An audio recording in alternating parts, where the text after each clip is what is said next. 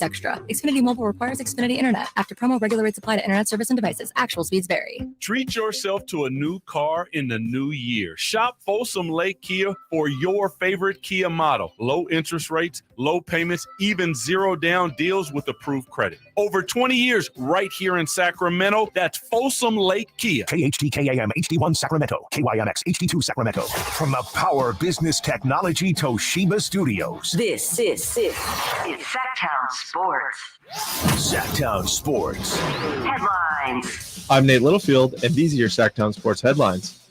Your Sacramento Kings take on the Utah Jazz tonight in Salt Lake City. Kevin Huerter and Trey Lyles are still day-to-day.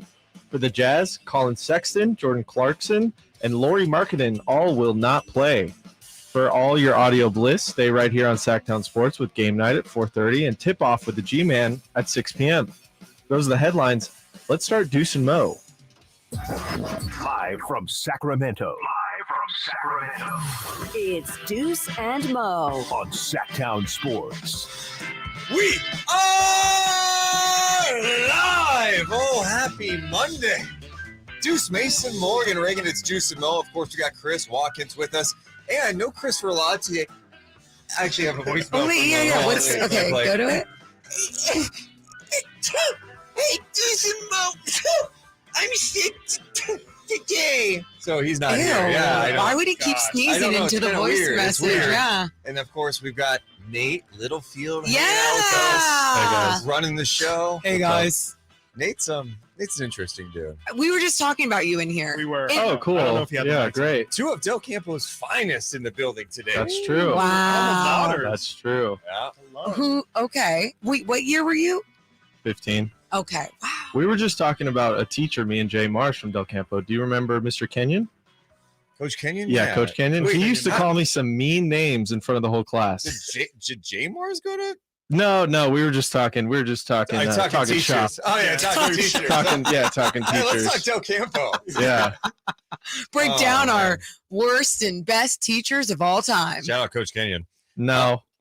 No? Okay. He was not cool to me, dude. Okay, I'm sorry. I'm not shouting him out. I didn't know him well. So no, he was kind I'm of sorry. a jerk. I'm sorry he was mean to you. No, that's okay. I can take it. Okay. I liked We it. got a lot to go over on the show today, including these Kings, man. These Kings wins. They've won 7 straight on the road. My favorite stat from over the weekend, the Kings have 7 straight road wins. The Warriors have 7 road wins all year. Oh, my God. Oh, my God. What a time to be alive in Sacramento. Kings 11-2 after the break, after going to DC and winning that game over the Wizards. Now they're in Salt Lake City tonight. We'll talk about that game, but man, it's crazy how the Kings have responded coming out of the break. I really like that Wizards game. It was one of those fun games because they put up 132 points and De'Aaron Fox is 12. Yeah. So for him, it was the Wizards game that altered his thinking of, oh my God. Like next level with this team. Yeah. Like different. For sure, and for me, it was for some reason, even though it was not the funnest game, it was the Brooklyn game for me because it was coming off of the win against the Bulls. And I was just like, this one's going to be the more difficult one on the road trip. Like it's going to be different. And they just proved me wrong with even the way that they'd face adversity, fight through it. And then you see in that Wizards game, they just like step on them. And it's just, it's a beautiful thing what we're witnessing. Yeah, if I could like have a cop out there, I would say like it's just kind of the culmination of it all where it's like they don't have to win all of these games if it makes sense. Like they can so easily just drop that Brooklyn game, drop that Chicago game, drop the Wizards game. And like they just continue to be W's in the win column. And it's just not something that we're accustomed to seeing at all. It's just, like you go into a game, you're the better team. And you get the result at the end of the day. It's just, it's weird how it works so perfectly sometimes. And last game, I think why my thinking changed a little bit was, okay, kind of a long road trip. It's been dragging out a little bit. Kevin Huerter's out.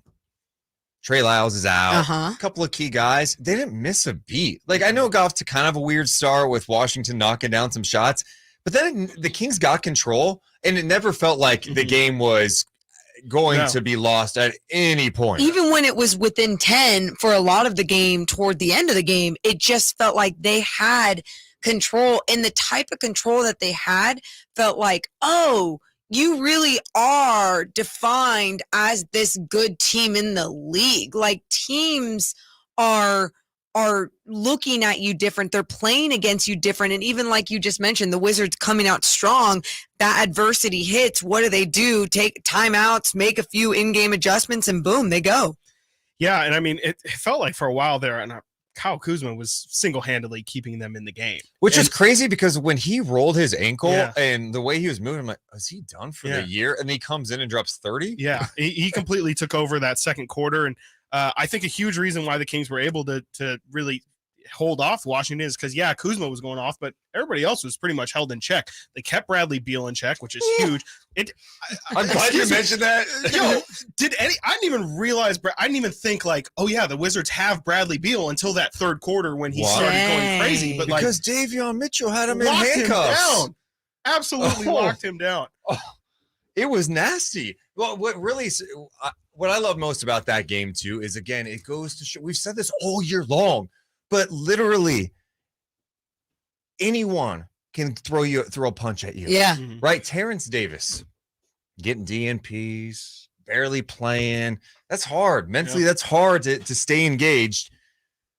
They didn't start him that game. They start Kessler Edwards instead. They bring Terence Davis off the bench, and that guy was locked in. And he sparked him. He sparked him after that slow start. And here we are talking about Terence Davis helping them win a game. Again. This is what great teams do in the NBA. You've got the depth. You got the shooting. Hey, someone's out. Who steps up? It's crazy that you can miss a starting caliber or your starting shooting guard and an important bench piece in Trey Lyles and not miss a beat. The whole plug and play scenario for this squad, I mean, they've executed it now for almost the entire season. I think there was maybe a little bit of worry in the beginning of the season, like, man, as soon as you go to that second unit, it's just a drop off, right? And they just needed to develop. They just needed to grow together. And I feel like they've been able to do that. But what Terence Davis was able to add off the bench the other night, 21 points, 7 rebounds. And there, I look at him as a guy that we've seen before trying to get his step back, get hot.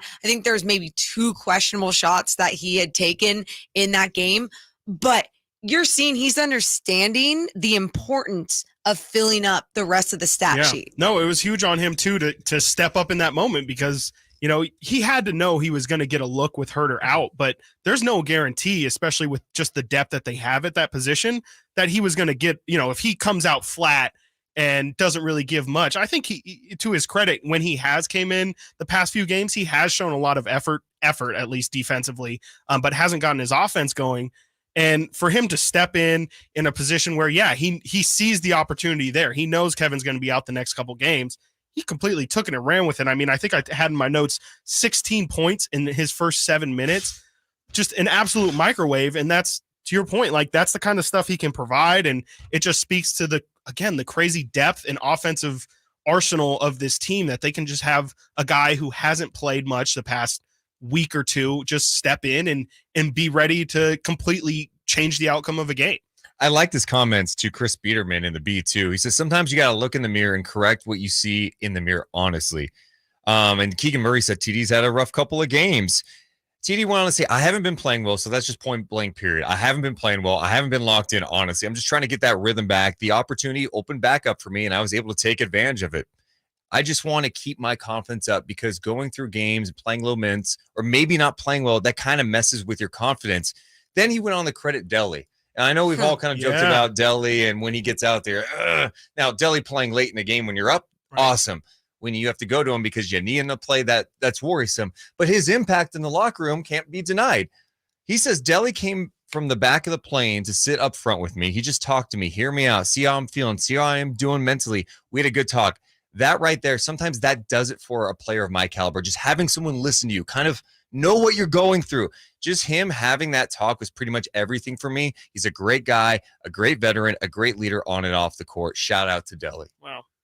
I mean, that's cool. That's so cool. That's like an incredible for just that story is incredible. But like all of that from TD I'm really impressed by all that. I mean, the fact that he straight up owned up to not being locked in. I mean, I don't think many people would own up to saying like, I just really haven't been focused. And a big part of me getting back is just literally kind of relocking in and refocusing. And, I can't really blame him. I mean, when you're not playing and you feel like you can contribute to this team, which he clearly can, I think it's tough to kind of always watch your guys play. And even though they're succeeding, you kind of, you're going to naturally want to be a part of it. 100%. Absolutely, because he's a competitor. And so are a lot of these guys in this league on Very this team. level-headed as well. Yeah, and I think that's been one of my favorite things that we've learned about TD this season is when he has had those post-game interviews or scrums or conversations, like what he has to say is very easy to connect with. Like you can just tell he cares and he loves it and he wants to get better and better. And then when you have a guy like Delly, who you're exactly right, Deuce, so many people have gotten frustrated with him all year long. Why is he the third point guard? Blah, blah, blah. And it's things like this that I just completely understand why. Like, how many times have we talked about the Iman Shumpert years here in Sacramento? Years? I think it was even half a season. The way we talk about it, it seemed like he was here 7 years, but he was actually here for like a few months. His number 9, sorry. His part season, So, everyone talked about, oh man, like what that brought to the team, like his energy, his spirit. And Delly brings that in such a different way, in such a veteran leadership kind of way, even if it is down the bench. Doesn't Nate do a good Delly impersonation? Oh, yeah. Oi, mate, I'm from Australia. Oh, hey, Delly, what'd you from down under? Oh, yeah, we got that. Yeah, we got that. Up is down and down is up. Okay. What do you think of Terence Davis? What'd you tell him on the plane? Well, he's a great basketball player. Oh, not bad. And that's it. That's all you told him. That's all I told him. And then he went out there and did that? Yep. Wow. And then it's so weird Sound because advice. Jay-Z was on the plane and had something to say to Terence. Yo, Terrence. I also love that I had no idea that if Nate could do a Delly on the spot, and he was ready to go. I threw the lob. You went up and dunked it. And I appreciate that. That was cool. Guess Thanks. what? First test of the day, you passed. Oh, wow. Great. Yeah, I'm a glad lot I'm more passing Deuce's What does test. he get? Oh, just my admiration. And That's just to be huge. clear, we've got more Priceless. tests throughout the day, culminating in the final. Right? Okay. Cool. So we'll see if you pass. The overall. final? Yeah. Wait, Great. if The Scantron or? No, Okay. just it's That's a minus point for you. Oh. That joke. minus, I'm not joke. I don't really joke. I Like know. I'm pretty That's why serious about everything. which is pretty interesting, by the way. And we might even have Nate again tomorrow because knowing Chris Verlaud, he'll be Yeah, he's gonna be sick. So so a 2-day test. Be ready. Well, I'm confused too. You guys thought I was messing with you when I asked for a picture a week ago on courtside. You guys both were like, "Why do you want a picture with us? Are you messing with us?" Okay, just to be clear, so Nate And I was who like, works here at the "No, I'm not doing. No, I would never do Let me anything set to the mess with stage. anyone." Let Hold me on, set Nate. the stage Hold on. because Nate, you just come out nowhere top Oh of now. my gosh. People don't know what the That hell is you're funny. talking about. That is funny. So Nate, of course, obviously works here at Sactown Sports, and he was Yeah. at a Kings game Yes. recently, taking photos of a game. It was awesome. Covering the game. Yeah. Covering the game. We were on the court before the game talking to the 40 win guys. Hey, what's up? Taking a picture with them. And then he came up immediately after and asked for a picture, almost kind of like, it felt like a troll Just job. a douche. Like, oh, you're Yeah, cool. yeah. And then we took a picture with him, but it didn't feel like he really wanted Yeah. that. Yeah, and I couldn't tell if Yeah. I was supposed to be in it or not. You know, Right, so it was I kind don't of think like, so. I I think don't he think- wanted to just. Well, I didn't meet- want to be rude. I just asked Deuce. I said, "Deuce, will you take a picture with me? Because we're kind of like, I thought we're like kind of like besties, but." And so, see, wait, I was just like, I Yeah, was you were the a picture taker. Yeah, I was like, he was No, asking Frankie you to was. take the picture. Frankie was, I asked Frankie beforehand. even though I would have been fine taking the Yeah. photo. So I was just a courtesy. Yeah. Oh yeah, she can come in. Yeah. Yeah. Oh, That's what it great. felt I didn't Nate. mean to be rude to you. I called you my bestie too in the post. Thanks. You So did. that, if Yeah, but- anything, but that then makes he- it up. But then what he said as we were walking away is, I'm trying to grow my social media. Well, And no, so you because guys will do that. there's more to the story too. If we're adding That's- more, because you guys were so suspicious, I had to think of something to say. I was like, "Well, you guys can help me get followers, maybe. I don't know. Like that's cool." That was his intention. He was using us to put his IG account over. He's like, before he asked me to get in the photo, he said, wait, how many followers do you have? Yeah. Oh, yeah, come on in. I said, Share "Wait, this, is that right? a blue check mark next to your name? Yeah, you can get in." Yeah. All right, we need to take a break, a 1-minute break on the radio side. We're always live at youtube.com/Sactown Sports 1140. We'll talk more about this Kings win.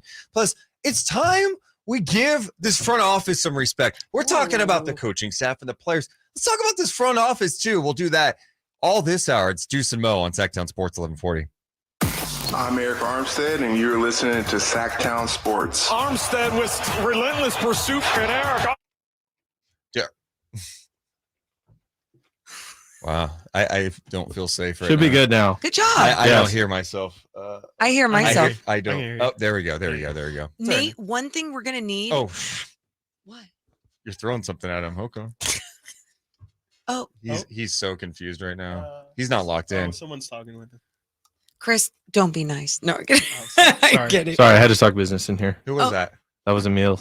My co-host for Return of the Empire. We host the 49ers podcast here at the station. Oh, That's cool. That's cool. awesome. Jessica in the chat, by the way, who What? is kind of a newer Kings fan at this point. Okay. She's telling me. She said, "I'm loving the Nate vibes." Whoa. I'm getting a lot of love in the chat. I Steven- never get love. Steven says, "I'd take a picture with you, Nate." Oh my God. Steven, Wow. Tried take a says picture of me. Nate is great. Wow, that rhymed. You know, it's wild. You are you familiar with wrestling at all, Nate? Very little. Okay. So sometimes they take like a big star talent and work with a younger guy Mm-hmm. and have a really good match. I don't want to To put- listen. We're coming back from To break put this actually right person now. over, We're coming and back that's from what we're break. doing. We're putting you over.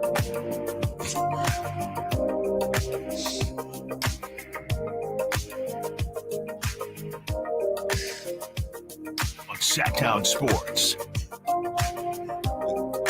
Deuce and Mo on Sactown Sports. Deuce Mason, Morgan Reagan. We got Chris Watkins hanging with us too. Appreciate everyone hanging out with us on the YouTube chat where you can always watch the shows Monday through Friday from 6A to 6P. If you're in the chat, the biggest thing you can do is hit that thumbs up button. Let's get that to like 100. Can we get that to 100 before, 11:30? That would be nice. That would be cool. Also, participate in the poll question. How deep can the Kings go this year? Here are the options. Okay. First round and out, second round, conference finals, or NBA finals, baby. What do you think is the leader right now? Probably first round. I think first round is probably the leader. How deep the Kings can Yeah. go? Cool, But cool. I have a different answer. And what's your answer? You know what's funny? I voted second round, but I think I meant to really do Western Conference. Okay. Well, 2% of people who have voted thus far have said first round and out. Whoa. 38% of people say NBA finals. Baby. And you know what's crazy? I laugh about that, and it's not super impossible. I think the can is definitely doing a lot of heavy lifting in that sentence. Yeah. They can. They can. Good. They can. Well, I mean, are you taking a shot at my poll question? No. I feel like he's taking a shot at the poll question. Okay, No. Mr. Cynical, everyone's not like here to attack you. No, that was just your cue to kind of jump Yeah, in you're for a supposed second. to. I Oh. thought we were Ah! sometimes we have to team up on these guys. Oh, Morgan, it's Deuce and Mo. No, it's called bullying, Deuce. It's literally I like, know, are we but- hazing? Wait, is that what it's called? Hazing? Yeah, a little bit. I don't want to haze. I want to be on their team. He's like the puppet master, Yeah. and he's like, yeah, if we team up, we can really shove them back down. It's into all the a ground. facade, really. It's a faux puppet master. It's not true. 100%. Yeah. Oh, He can look at me like that, but I'm gonna ignore him. I'm gonna sit here and I'm gonna ignore that look. Puppet master in his head. He's ignore the look. He's thinking Mhm. about it. It's Got in his it. head. Got it. By the way, the Kings at 43-27, obviously the number 2 seed in the West, but they have the best record in the NBA after the All-Star break. There is no team hotter than the Sacramento Kings right now. So yeah, I definitely want you guys to participate in the poll question. You can also hit us up at 339-1140, 1-800-920-1140. By the way, Kings and Jazz tonight. Yeah. We just got word, Lauri Markkanen out. He's officially done for this game.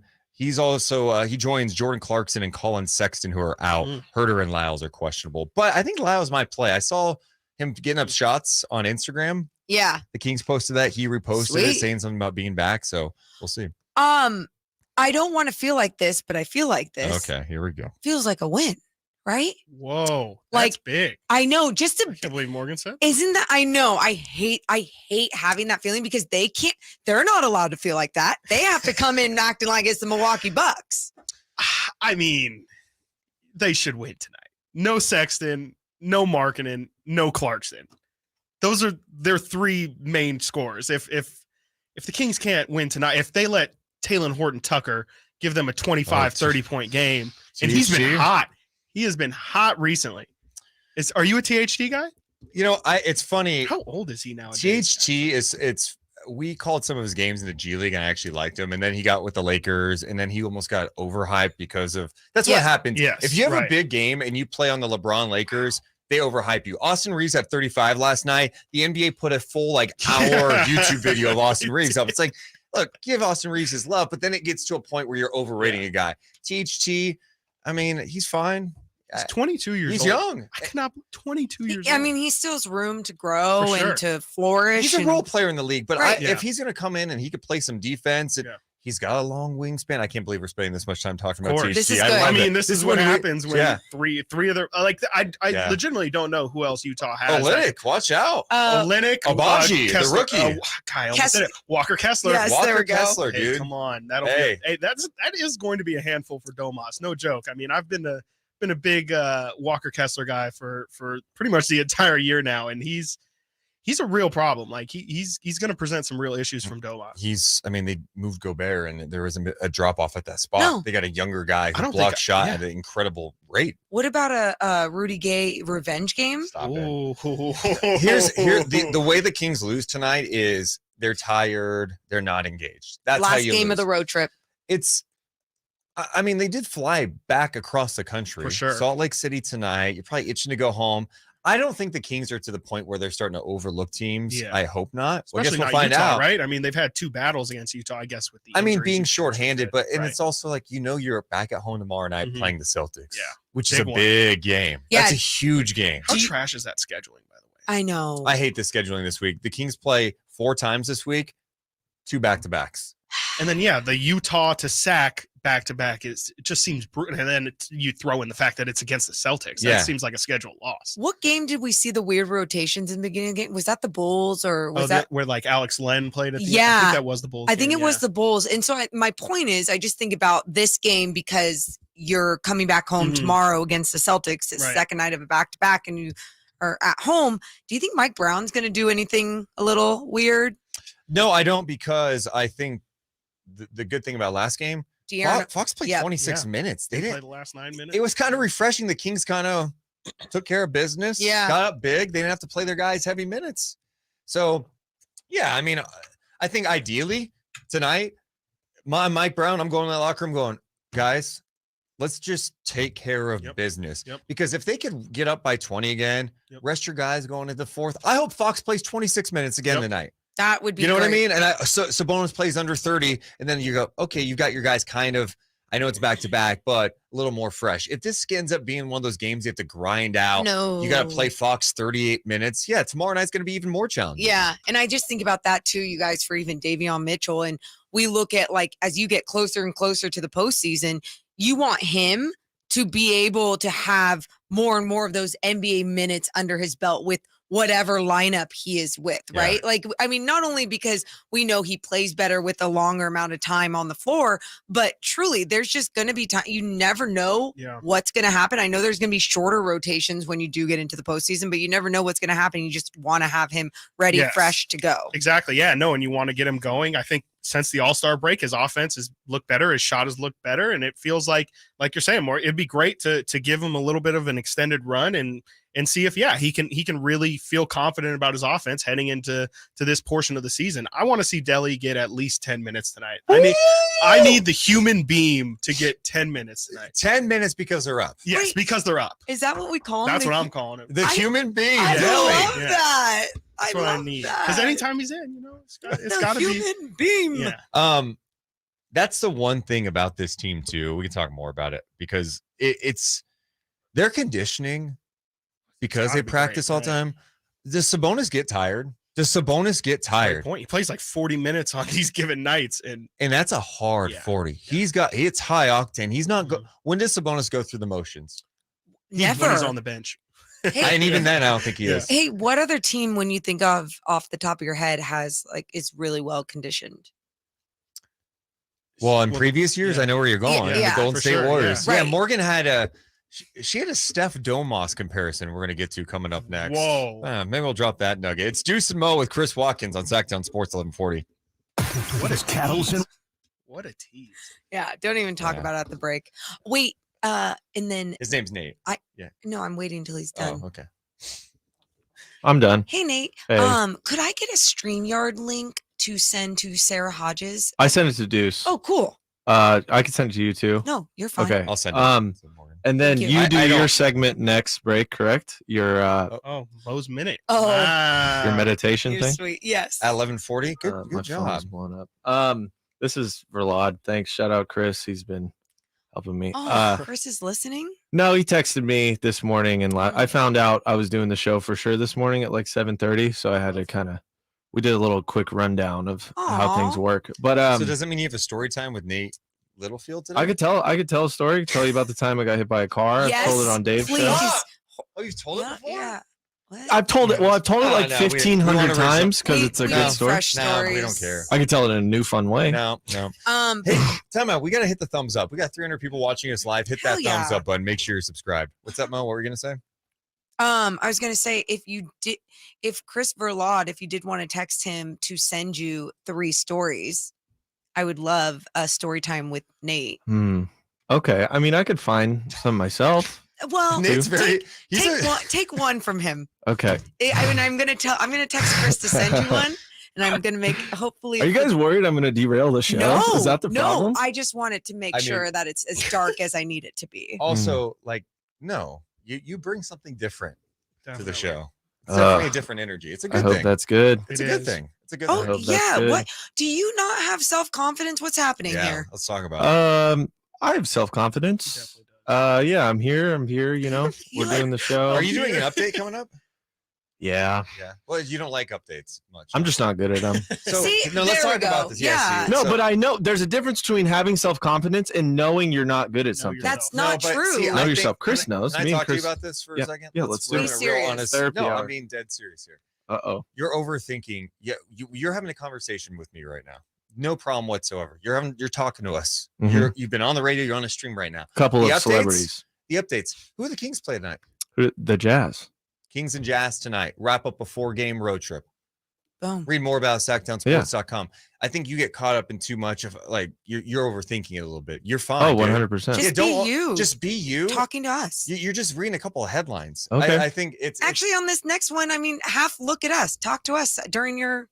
No, Okay. I He's like, I can't. need to Him, read. no, I can't look at him. Why do you look at me? Okay, every time you come, I'm doing a Kings game, you come in here and you got to mess with me. You got to say something negative to me every single day, and it's fine. I've accepted what do I say it. negative to you? You just go, Kyle's better than you every day, and that's fine and that's fair. But you do say that to me every day. What have I said to you? Like, okay. You'll text me in the middle of the night. Hey, I know you're asleep right now, but I hope you're dreaming about being as good as Kyle. I thought that was maybe you true. do I was like, oh my you God. do know when I say that stuff, I'm 100% joking, and it's out of love. Oh, it's out of love. I would not. 100%. Oh. Even I know that. You would, Oh. if I didn't like you, That's you a would know. funny way to show love. That's weird. It is. That's weird. Was your dad in prison? Most of your No, life? my dad is actually my bestie. We were watching Star Trek Aw. together Yeah, yesterday. that's cool. That's cool. That's cool. Yeah. Yeah. We watch every Niners game together. Shout So out my dad. You were loved by your parents. Huh? Very loved by my parents. Yeah, I took him to the Kings game the other night. I was going to introduce you to them, but you were busy. Okay. Aw, that's sweet. Yeah. Super nice. In all seriousness, That sucks about your if dad. I didn't, no, it doesn't. If I didn't, Oh. if I didn't like you, you would 100% definitely know. know. You would 100% know. Yeah. Would I care? You I don't probably think would. so. You'd be hurt by it. No, Yeah. I don't think you'd You care. I definitely have just don't think questions. you would have a relationship at all. Like you just That's wouldn't. true. You know what I mean? You just wouldn't care. There would just be nothing. First of all, I never said I don't think Deuce doesn't like me. I just said he said mean things to me a lot. And that's fine. I'll take it. The example you used was extreme. I might have said that to Ew. you once. That was. Whoa. That's Oh, not true. That's not true. That's not I've heard true. it at least 3 times. When you came in today before the show and said, "Hey, I'm working on your show today," I could not have been more happy in that situation. Morgan, what did he say? Wait, what did you say? Remember, I he walked said out. to me. He said to me behind the closed doors, like, "Oh my gosh, we get Nate. That's awesome." Like, I'm not even joking. It's hard to But believe. what did that. you say to his face? No, this is why This I'm is like, so funny. I said something like, "Yeah," and Nate's like, "Oh, I'm feeling it today." I'm like, "Yeah, I know. There's a reason Morgan's sitting on the ground right now. We're trying to Oh, yeah. process this." Yes. Yeah. I did say something. See, I don't even. It's just nothing to me. Benjamin, thank you so much for asking that. I don't know the answer. I got to read this update coming up. Okay. Benjamin says, why is Nate so mean to Deuce? I don't know. Talk to us. We got an update. Stand by. Talk to you? Yeah, talk to me. What's going on? Sactown Sports. Headlines. What's going on, Nate? Coming in a little hot with that headline, but what's going on? The Kings play the Jazz tonight in Salt Lake City. I don't know if you guys were aware of that. And Kevin Huerter and Trey Lyles are both day-to-day. Yeah. We'll see what happens with those two. But for the Jazz, Colin Sexton, Jordan Clarkson, and now Lauri Markkanen are all out. That's big. They will not play. And for all of your audio bliss, stay right here on Sactown Sports with Game Night at 4:30. Scott Marsh, Henry Turner, elite crew. And you got the G-Man, 6 p.m. with Deuce and Jason and Henry, 6 p.m. tip-off. Love it. Let's do it. Let's get back to Deuce and Mo, huh? Let's go.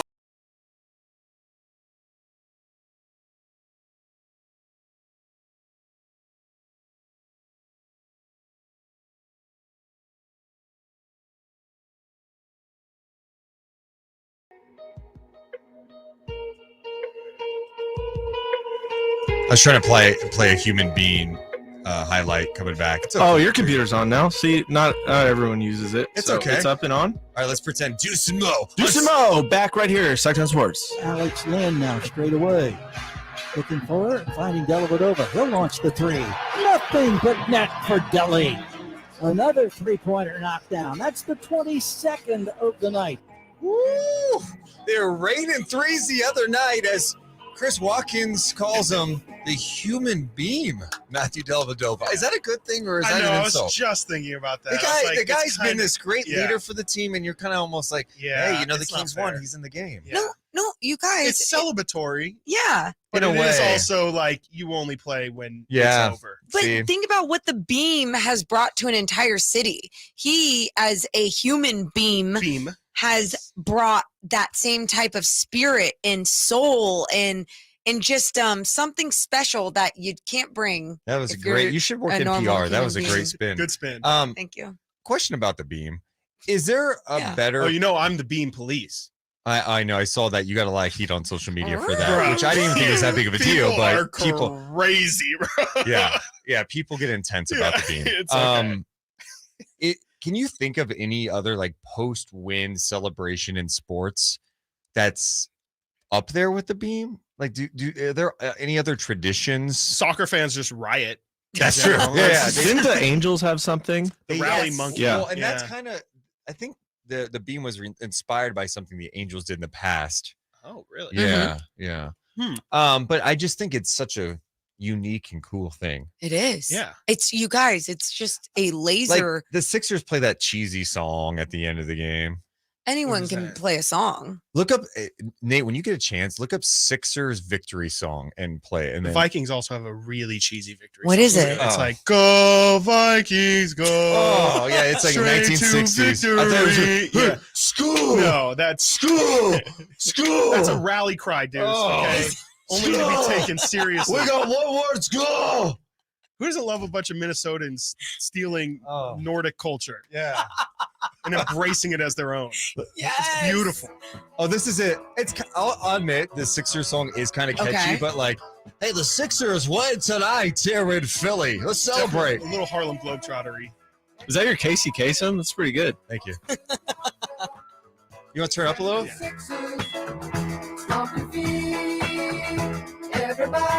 I mean, it's cute. It's cute. It's You're cute. walking out This does not match Philadelphia, though. No. Those guys, definitely. Like they're happy. no. Yeah, we're happy. Our team won. Let's go climb some poles and drop fire And grenades. spit on anyone that doesn't make a free throw. Especially Santa. Yeah. That's okay. And by the way, the beam was getting attention over the weekend. Northwestern put out a social media post because they had a game. Yeah. I go on one center. UCLA did like a Photoshop of Light the Beam on their Twitter page with a Bruin colored beam. Sierra College women's basketball team did that after every single win. They put like a fake red beam on top of their on top of their arena. It's a great gimmick. I love it. People feel like it means something, right? Like there's so much. It's identified with victory and winning, and it's cool that these other teams are trying, or whatever athletes are just adopting it.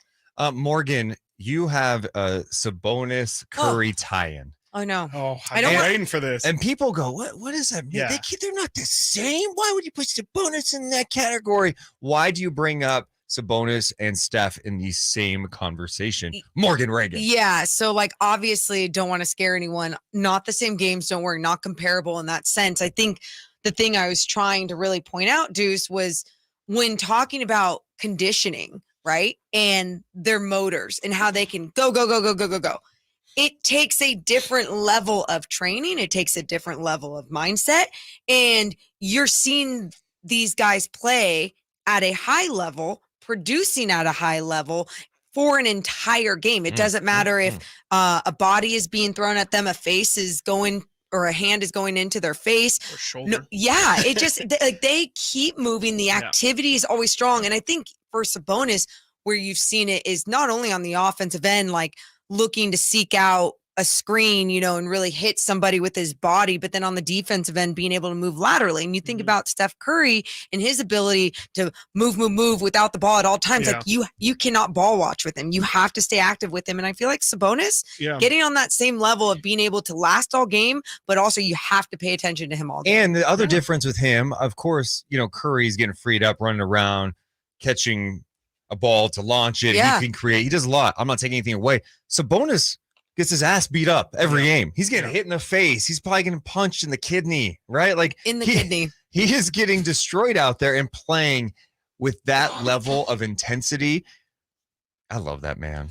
Yeah, I mean, it's not a bad comparison. At least in that facet of the game, I think it's really fair because, I mean, again, like he's playing 40 minutes a night for a lot of nights here. This level. And it's not by choice, but the fact that he's able to, like you're saying, like sustain the amount of offensive and defensive load that he has to carry on a possession by possession basis is huge. And it's not really something I've thought about for sure, but I definitely think you're right because not many offensive possessions don't require a Domantas Sabonis screen or Domantas Sabonis to have the ball at the top of the key and really make like impactful decisions with what to do with the ball. Even when he was going to work, you guys, all game long in the post, right? Like he was just looking so dominant down low in the paint. And I think even those moments, we just have to, like, you both have played basketball before. At Sabonis level, for sure. At Sabonis level. You know how hard it is just when you're posting up on someone after like 3-4 times up and down and you're trying to post someone up and you're like that actual power into it. Yeah, for sure. The amount of like strength and effort that takes. And you just think about this man doing it on this level for 40 minutes in a game against some of the best players in the world. It's incredible. 30 points, 10 assists, 9 rebounds last game on 10 of 12 shooting, also 10 of 12 from the free throw line. He's being more aggressive. His shot attempts have gone up each and every month, and I think he's understanding the moment. He is understanding what this team needed to do post All-Star break. I think he took Mike Brown's message and went, all right, let's go. Let's go do this, and let's set the tone here. And they're playing the best basketball of any team in the NBA right now. The guy's already a Kings legend in my book. Like, he represents a culture shift for this city. He's brought winning back to the city. I'm not just saying it's him, but what he brings is a level of effort, a level of teamwork. The fact that he fights through injuries, he does everything you would want from your best player, and he helps people. He makes people around him better. Yeah.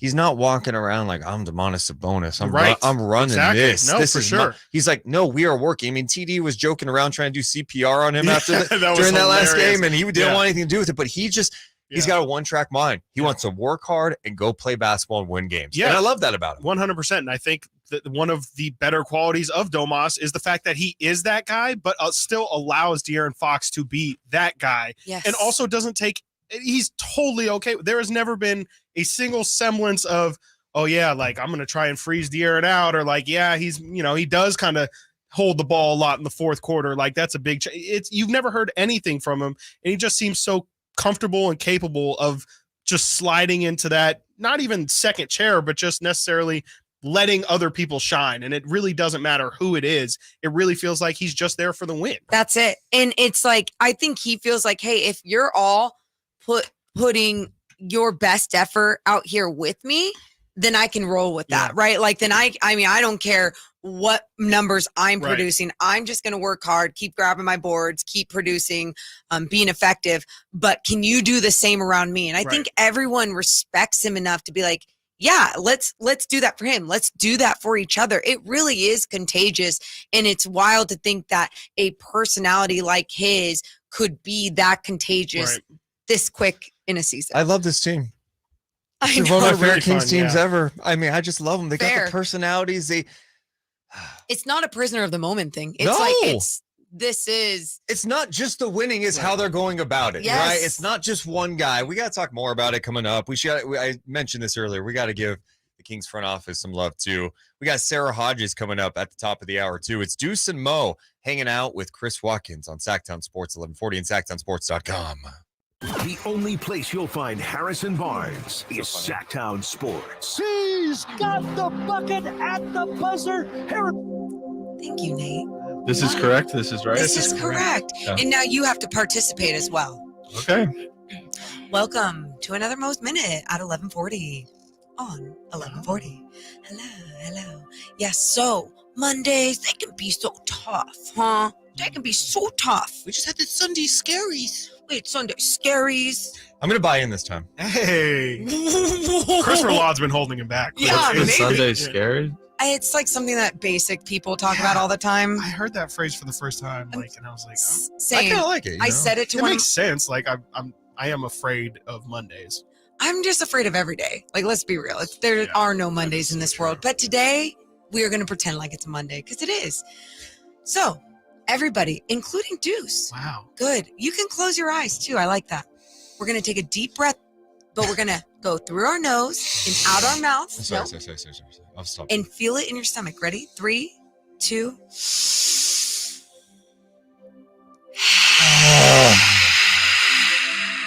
No. Nate and Chris, I need to. We're going to do it again. 3. It's okay. If I burped into the mic, you would yell. I didn't burp. Yeah, I didn't burp. Okay. That was but me this isn't exhaling. like, I'm not dealing with kindergartners here. Let's do this right, okay? Through the nose and out the mouth. Ready? Everyone in the chat, too. 3, 2. No.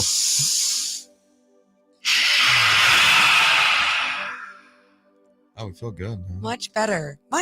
This has been another Mo's Minute at 11. Should we let the music rock for the time? Or It's nice. It's beautiful. We can do that. calm?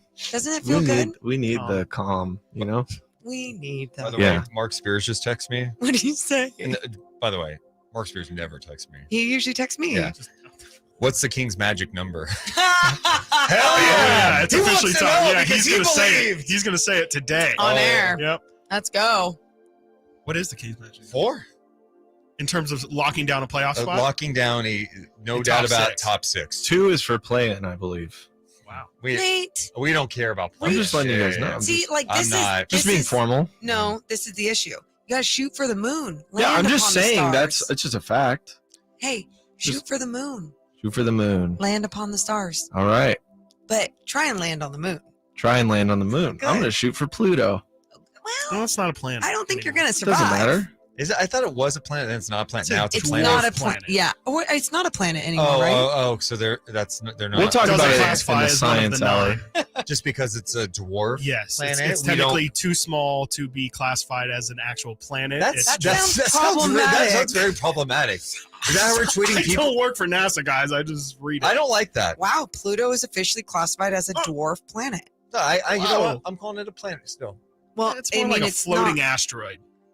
10 things to know about Pluto. Pluto One, used to be my favorite planet. Re- When I was well, a kid, what's I your don't know. favorite I planet have now? no.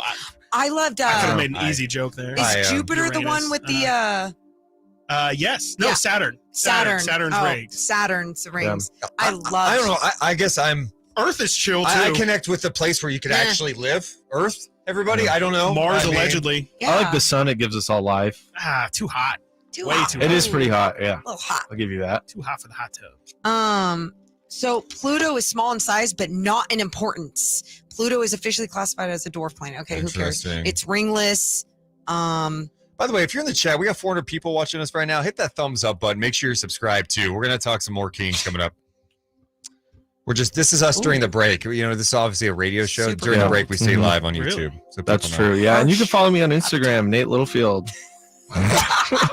Nate's feeling himself. I love it. Good, Nate. I like the self-confidence. Morgan told me to do that, Yeah, so I'm just doing. I'm just. You can do whatever you want, but Yeah. either way, I just want you to feel confident in yourself. I think this place has not empowered voices for so long, and so I'm just so glad that like lately, last couple months, You give me a mic, I turn into a freak I love it. Well, that sounds strange. on the air.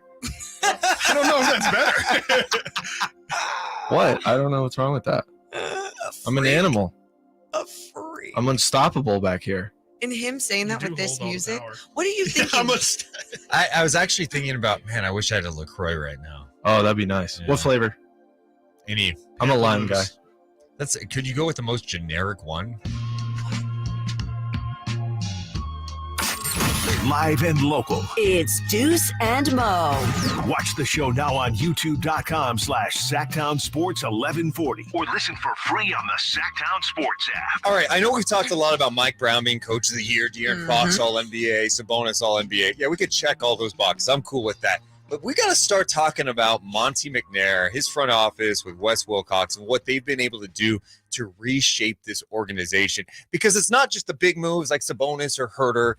It's the moves on the fringes. I was watching that game with Maureen the other night going, you realize they got Terence Davis for like a second-round pick. Right. Trey Lyles was just a piece in a deal for Marvin Bagley.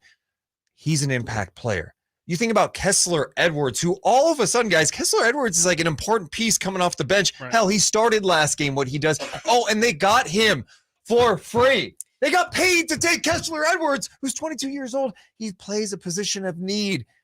What else can we go with? Oh, they signed Malik Monk, sure. There's Kevin one Herter trade. Kevin Herter trade. There's another bench piece. I'm thinking, here's one that's probably going to be on the team next year. Sasha Vezenkov, who Oh my God. no one, when look they at made you. that deal, it's just kind of like in the back of their head.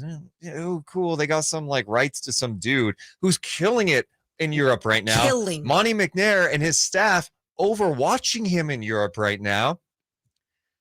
When you're a small market team, these are the moves you have to make. It may not be the sexy names, but they've kind of nailed the moves on the fringes. And I think we mentioned this the other night, Deuce, but I was talking about how what's been the greatest part about all of this is that you've brought in basketball minds into this organization, right? Not only Monty McNair and Wes Wilcox, but then it just keeps on trickling down and it goes to someone like Mike Brown who understands, the importance to personality or character or what type of athlete they are and how bad they want it. And then what I like though about the people in charge, they're not just chasing the narrative of all the big names and being like, well, if we get this name, maybe we'll be better. If we get this name, or in the draft, like so this guy, everyone's talking about Jaden Ivey and all blah, blah, whatever it is, right?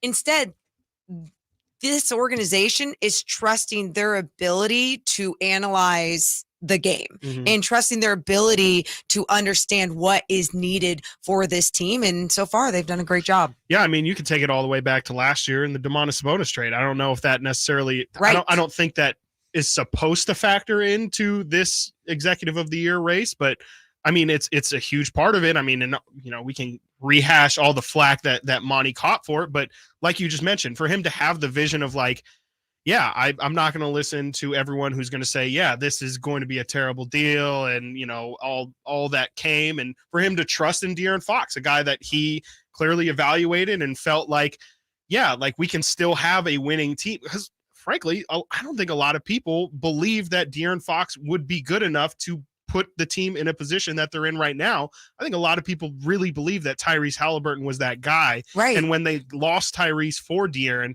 I just think a lot of people, it rubbed them all the wrong way. Chris, I just have to tell this story really quick because Story time with Morgan Reagan. During that time, and I was doing NBC work, and it was the fans behind us. I was getting harassed. Like you made the trade? Harassed by this one young man. And yeah, like I made the trade and I said, hey, just like, how about just trust what they're doing? And he's just like just spitting, yelling at me. And then his dad starts harassing me on social media too. Like, what are Great these family. people? Yeah. You're right. You're just a gem of a family. Well-adjusted. And I just think about that time and how angry people were. Yeah, it was angry. That's the right Angry. word. People were really upset and angry. Like it was this their is- firstborn that Right. was traded away. Right. And it wasn't, Yes. first of all. And I love Tyrese Halliburton, but to see everything come together like it is and to actually be able to trust this organization, because think about it in years past, how we were like, oh, let's try and believe in what Vlade's doing. Right. No. Yeah. No. Didn't make sense. Nothing. Right. How good does Monty have to feel? I mean, not that that's really even a part of this, but just like he's got to feel so vindicated after. I mean, not only from media, not only from fans, but I'm sure he heard it from like his peers of GMs and other front office people of, hey man, like, what are you doing? That's a terrible move. And then for him to have the season that they've had, put the team together, get the extension, and now here we are, 10 games left in the season, talking about him potentially winning executive of the year. Like, he's got to feel great. And I'm sure just like you can't tell him anything right now. He has done something that Sacramento has been seeking for closing in on 20 years. Stability, right? Like, it's not just, they have a chance at making the playoffs. Now we're talking about a different point. The fact that they've got 12 games to go. If they go 7-5, they have a 50-win season. Right. A 50-win season.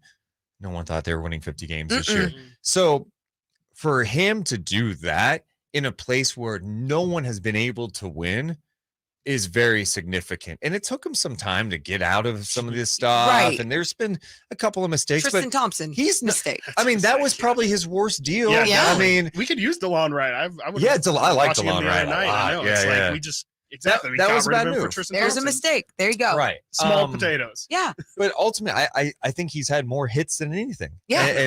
And the Kings aren't in like some bad salary cap situation. He was pretty patient with it. He's been calculated and it's paying off. And then they made the best decision possible with their head coach. And, you know, it's surreal. It took this long for this to kind of turn around for this organization, but it's here. And yeah, I mean, he's got to feel great. Yeah. Like, I think, you know, because that's what you're kind of saying. Like, can he feel good? Like, it's like, yeah, because he's doing his job and he's doing it at a high level. Yeah. And on top of that, he's going to get validation from his peers, most likely as executive of the year, right? Like that, I think that is that. I know that's how I feel in this business, at least when I get validation from people that have been doing this for a long time. I'm like, yes, that is what I need sometimes, you know? And I think for someone like him, who is still newer in this leading GM role, it's got to be not only validating, it's just got to feel so good. Yeah. And it's also like, I think about the moves that he didn't make, you know, like Harrison Barnes is a really big decision to not make. He could have traded him last year, could have traded him, feels like the deadline before that, could have traded him this season as he's heading into an expiring deal. And for him to, again, have the foresight and knowing his team really well and being like, I just don't think that we should make a move for the sake of making a move. And it's not like that him and Harrison have came together on extension talks at all. At least we haven't heard, but you know, he just trusts that this is the right decision for this year. And we'll deal with that situation as it comes. But it just feels like to the greater point of, it just feels like he's always made the right decision as they've came, with a small blip of an exception of Tristan Thompson. And someone like you who just wanted to throw Harrison Barnes out for free. And you look at not for free. now. Look, you are sick. By the way, Brad in the chat says, are your feelings that the Kings winning 50 plus games will adjust Sasha's mentality to come to play for Sacramento? For sure. I 100% believe that. I think too, it's almost worked out for both sides in a way, because I think the Kings were going to offer him more of like a minimum type deal to come over initially, but with how he's played this year, and you think about his fit, De'Aaron Fox obviously has watched him. He talked about him at All-Star Weekend. You guys were there for that in Salt Lake City when he was kind of gushing. Like, it was not like, oh, I've heard he's good. He's like, oh, I think he'd be perfect for this team. Film. Yeah. And I think in general, free agents are going to be a little more attracted to Sacramento now, because it seems like they've got a structure in place, but they also play a style of basketball that I think most NBA players connect with. That's it. I mean, truly, you watch this team. I mean, if you're going to be playing for a team and you're in his shoes, you're watching this team whenever you can, right? To be like, oh, I could fit in there. I can do this. But on top of everything, I think that's the number one thing for some guys. Obviously, money, location.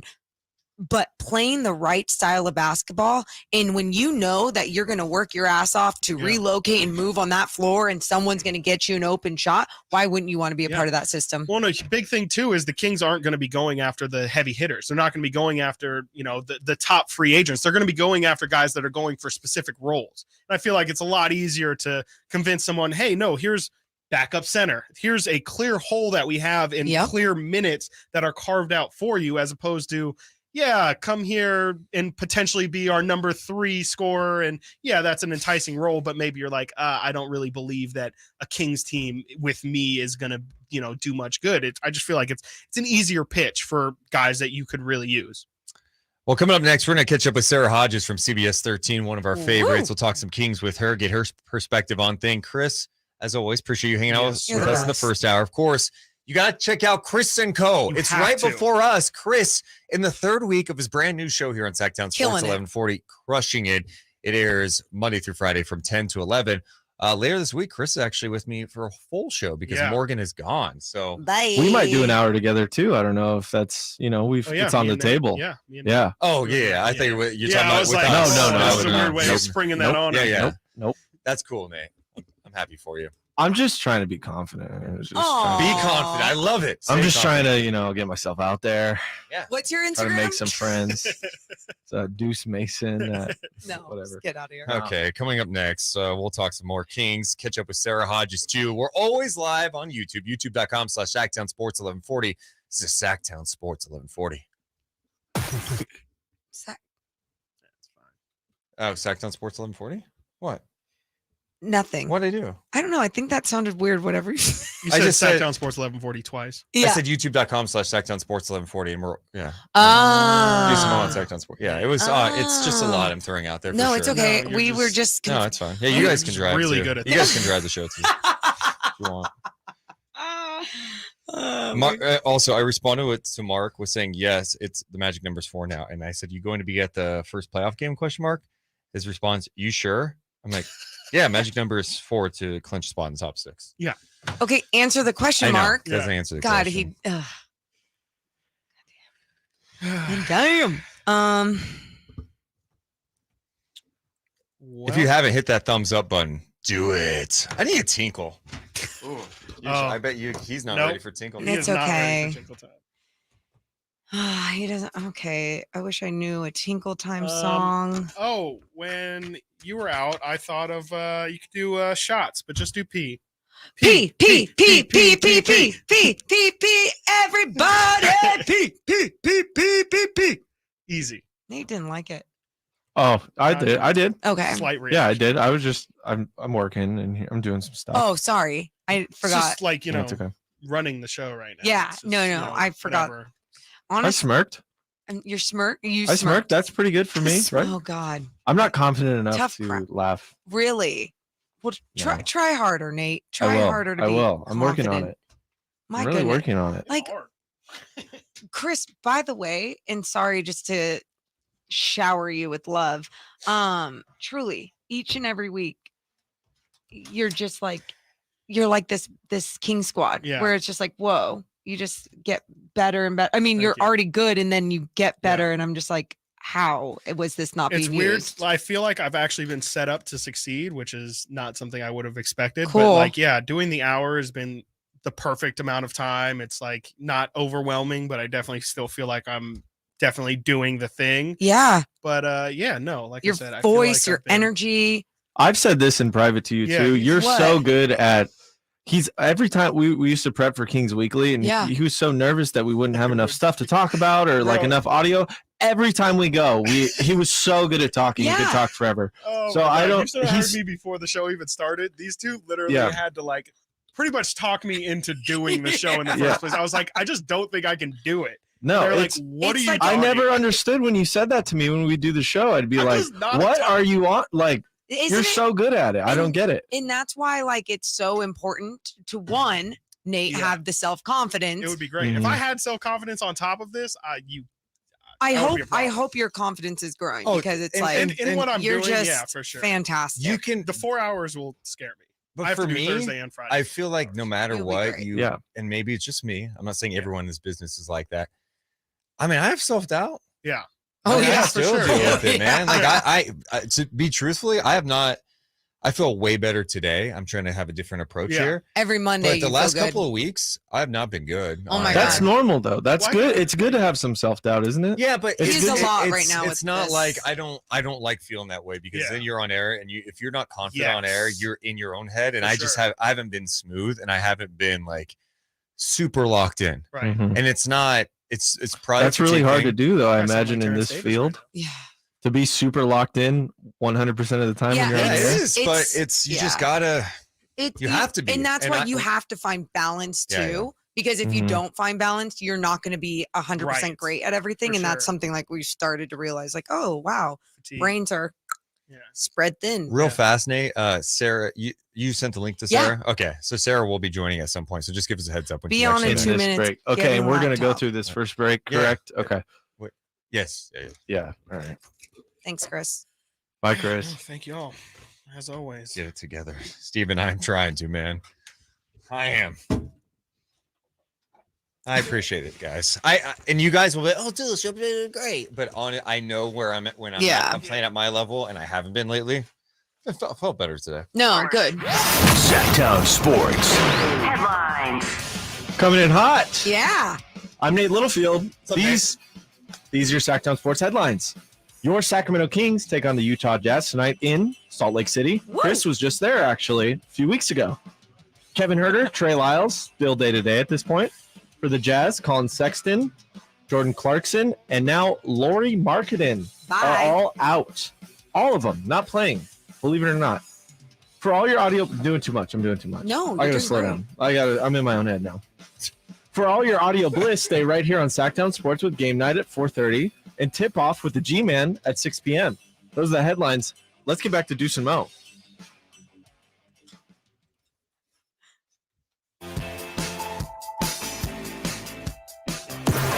It's Deuce and Mo. Deuce and Mo on Sactown Sports.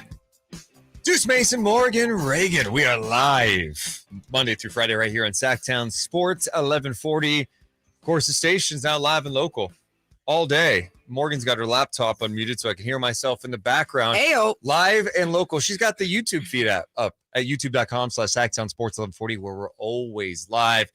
It's great to have so much live content right now. The Kings are rolling. The best record in the NBA after the All-Star break at 11-2. The city is feeling it right now with this team where expectations are starting to go up a little bit. Morgan, Reagan, we put a poll question out about, hey, how far can the Kings go? What do you think?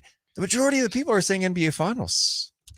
The majority? Yes. Okay. I mean, it's you. I can't doubt this team. I can't. That's been my issue all season long. Is that anytime I doubt them, like even right after the All-Star break, I was like, all right, we're gonna see some sort of dip because other teams in the Western Conference, not the second half of the season, but the rest of the season, you're just gonna see different things from after the trade deadline, everything. Instead, everything has worked in the Kings' favor, and that includes drama happening in the Western Conference, health happening in the Western Conference, teams, the number one team, the Denver Nuggets, just not being able to figure out what they need to do better. It's all working out so perfectly, knock on wood. Yeah. And I think my favorite part about the last game for the Kings is they were shorthanded. And I think for so long, the rap on the Kings, if people want to knock them down a bit, it's like, well, they've been one of the most healthy teams in the NBA. It's like, well, I mean, Sabonis has been hurt. I mean, he's playing with a hand injury and is still playing the best basketball of his career. Fox has been nicked up, but okay. Kevin Huerter missing time. Like Kevin Huerter's been on a roll a little bit here. So you're going, all right, how significant is that going to be with him not in the mix? Trey Lyles have been playing some good basketball for Sacramento. How great has he been off the bench? They were without two key guys, and they still found a way to not even like drop off at all. That's, I think, been one of the more surprising things too, is, anyone that wants to knock on them for being healthy, it's just absolutely ridiculous because what they have to do to get to that point is, work hard, practice as soon as they get off a plane, all these things that they've been doing. But it's not only their health, like you're saying, it's their ability to stay ready, next man up mentality. And that goes a lot to Mike Brown, obviously being a coach that gives everyone the freedom and the opportunity, for the most part, to play and get into the system. And if you're not going to be efficient with your time, the next person will. And to have that buy-in, though, from all the, like, for Terence Davis to come in and get buckets after not being, he was talking about mentally, he was in a tough spot. Like, the inconsistent minutes were kind of getting to him a little bit. And I think there are times throughout a season that will get to you. But I think the one thing about this Kings team, the vibes. Yeah. And I think, I know it's 2023. We always talk about, hey, vibes are cool, man. Hey, chill vibes, positive vibes. But seriously, look around the league. Vibes are off in spots, right? Golden State vibes are kind of off. Denver a little off. The Clippers, I don't know if they just have the connectivity that the Kings do. The Kings are connected. The vibes are right. You got fog machines and lasers and chains around the neck after winning a Defensive Player of the Game award, right? There's a beam. People are into it. They appreciate the moments. And then I think one turning point to me this year, and I was thinking about this yesterday, and we've had so many games, so it's tough to acknowledge all these moments, but you think back to that TNT game against the Knicks, where the Kings won the game, and Mike Brown ripped his team to the media, and you know damn well in that locker room, he ripped the team. That was after a win. They have standards, man, and I know everyone likes to talk about what he learned, what Mike Brown learned from Steve Kerr and the Warriors. He's definitely learned some great things from Steve Kerr. Yeah. But some of his personality is him and that Popovich. He spent time around Pop, too. Yeah. He's got that in him, too. It's the perfect balance, dude. The Kings are so lucky to have the right coach. Deuce? I know we're slobbering all over the Kings today, but I'm in awe of what they've been able to do this year. We're not, you guys, just know the same energy is not going to be next year, right?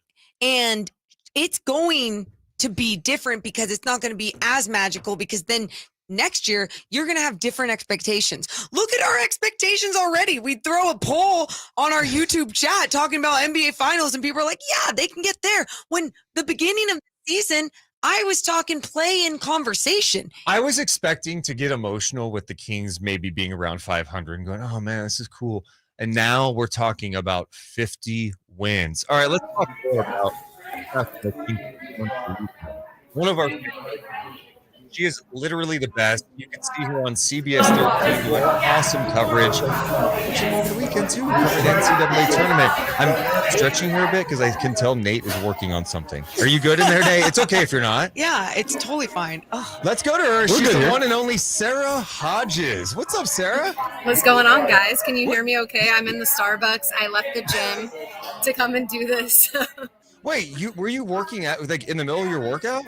Well, it's a long story, but I definitely was working out, and I have an appointment to get some Botox, and so I left early to come and do this because the girl could only take me today at 12:30, and I was like, I'm going to make it all happen. Like, I don't care. All right, we got to talk about Kings in a second, but let's talk Botox for a second. Okay. Here's my thing with Botox, dude. Like taking a shot to the face, like it's where'd you get it? In your forehead? So it just depends where like your problem areas are. So I have like hooded eyes a little bit. So this kind of lays over. So you can't get too much in the forehead because then it makes it droop even more, right? So the only area I can really do it in is like up here. And then I do it here to kind of give the effect of like lifting the eyes back. Really, I probably just need like an eye lift, but you know, we'll get to that later in life. No. This is hilarious to me. What, Morgan? Because no, I'm laughing because I keep seeing this commercial on TV, and it's this guy that was like, yeah, I've been contemplating cosmetic Botox for years, and it's just becoming more and more normalized, Deuce. And it should be. I don't judge it. I'm just saying I could never do the injections, the needle. I don't like needles. My point is, if you want to be TV fresh, you're gonna have to one day go to the Botox line. I'm gonna age naturally. I'm gonna be wrinkled on TV. Honestly, I feel like guys don't have the pressure that us girls have. Like, and it's not even just saying the pressure. It's I want to look good, right? So like, if you felt that way about yourself, then probably you would get it, right? but maybe you're okay with, having a few wrinkles here and there. Sarah Hodges, personally, no, not. That's very interesting you bring that up, because we talked about this with Morgan before, the pressures of being a female broadcaster. You guys have such different expectations, like societal expectations that you have to worry about, especially in sports, that like these are things that men just don't ever think about. Like for me, it's like, oh, I just got to go get a haircut today. Yeah. It is ridiculous that you guys have to go through what you go through. But Sarah, we do some of it too, because we enjoy some of it, I think. But I mean, there's times where I feel like, okay, I feel spread thin because I have to figure out an outfit, a hair, makeup, all these things that usually if you're at a higher level, on a national level, you have stylists, hairstylists, makeup artists doing it for you. But for the most part, do you have fun doing some of that stuff? I would say so. Yeah. Like I enjoy looking good. Like I'll admit that. And when I watch myself on TV, if I don't look good, I'm criticizing myself probably more than everybody else is criticizing me. And look, here's the thing. I would love to like have a makeup artist or somebody be like, okay, Sarah, this is how you should do your makeup. Like it looks good, but like add a little bit more to this, add a little bit more to that. Instead, I have to get the trolls on Twitter to tell me like what I need to do better at. So, oh my God. No one can tell me what. I don't give a damn what anyone. Oh, you have to do this to your makeup or this to your outfit. Your outfit's weird. Screw you. Yeah. I don't care. I think I look fine. By the way, in the chat, Scooter says Morgan and Sarah look like they could be sisters. Yeah, breaking news. They get that all the time. It's pretty crazy.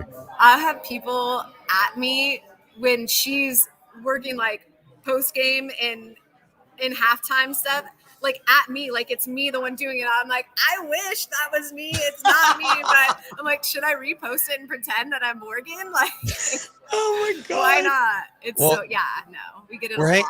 We're hanging out with Sarah Hodges, who's at a Starbucks chilling, talking to us. We appreciate her doing this. We want to talk some Kings, man. This year, you've been here the last few years. You've seen the roller coaster ride, a lot of lows. How surprised are you about what the Kings have been able to do this year? To be honest, I'm pretty surprised. I am. Not even so much them making the playoffs. Like, obviously that surprised me, but like, I feel like this team can make it out of the first round. Like, I'm surprised that this team is as good as they are. I really am. I feel like they're one of the best teams in the West. If you would have told me that at the beginning of the season, which, we kind of did do like predictions, hey, will the Kings make the playoffs? And you're just so used to being like, no. I was like, I mean, never say never, right? But like, I don't know. We'll see what Mike Brown can get together. We'll see how these players can play together. We'll see how Domas looks in a full season, right? And I mean, oh my goodness, I've been enjoying them so much. Sarah, I mean, we've seen some really bad basketball, and then now we're seeing something that is so special, so magical. What's been the most magical thing about this season? Is it a player? Is it a coach? What is it to you? I think the most magical is that everybody's getting a piece of the pie. And you guys have probably heard me say this before, but just how helpful the bench is. Also De'Aaron Fox, but we'll get to that. Domas too. Like, it's just, there's just so many things that I could talk about. But like, basketball is a team sport. And when so many players touch the ball throughout a game, we were talking with Coach Katz just how there's like energy in basketball, right? There's like energy in the ball. So when everybody's getting their hands on the ball, throughout the game, throughout, a single play, it's so important that every player feels that energy.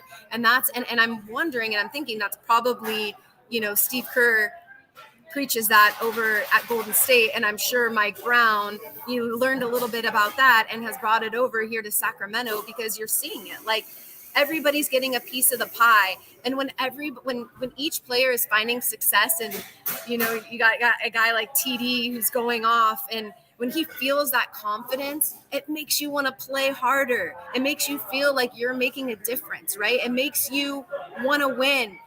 If Jake was getting all the good reads and doing a really good job and getting all the good highlights, and I was getting, the so-so highlights games, or, he was giving me sort of the breads and the crumbs, I'm not going to be as good as I can be, right? I'm going to feel like, well, do I really belong? Everybody feels like they belong and they have a purpose on this team. And that That's the key to success, in my opinion. I know you actually sat down with Mike Brown a few weeks back, and it was a great interview. Number one, I love your approach. I know I've talked to you about this off air. I just dig your vibe on there, man. You're unique. You're super talented, but your conversation with him was really cool. Why do you think he's been able to connect with this group so much in his first year as head coach? You know, coach, he's been a head coach before, but he spent a lot of years being an assistant coach. And when you're in a lot, and you guys know this, a lot of NBA players, they don't love their head coach. And so he served as such a buffer over the years, you know, between coach and players. And I do think that in that time of him serving as that buffer has kind of let him know and understand what these players, what they want, what they need, how to deal with them. Because a lot of head coaches, they forget that, you know, but because he has served as an assistant and it has been such a great buffer over the years, I think that has allowed him to understand his players a little bit better. And it's given him the advantage now as a head coach. Sarah, another guy that you've obviously have seen over the years closely is De'Aaron Fox. And I think there's so many different things we can point out about his game that has taken a leap. But for you, what has been the biggest change in his game from the seasons you've seen him to right now into his sixth season? I would say there's a few things. One, I would just say confidence, right? But that came with him obviously making shots. I think that we all for so long were like, oh, De'Aaron Fox, he has to figure out his shot. He has to figure out, you know, mainly like his long range shooting. But I think him just really coming to his own of like knowing this is my skill set. How do I build off of it instead of listening to the outsiders and what they say I need to do, but just really getting better at what I'm already really, really good at. He's speedy. He's shifty. Those little 15-footers. I mean, just him able to create that space defensively. I mean, he's just way better defensively, which is just all built this confidence. I mean, let's talk about leadership, right? Maybe not the best vocal leader, but this year, he's just become more of a leader by being as clutch as he has been. I think that guys are rallying around him, and just mainly the confidence, right? When you have confidence is key, especially in basketball. He's aggressive. Being aggressive is key in basketball. Just all of those things. And I think Coach Brown has a lot to do with it too. When you have a coach who has confidence in you and you're like, you could be the best in the world. You are it. I mean, that does so much for a player.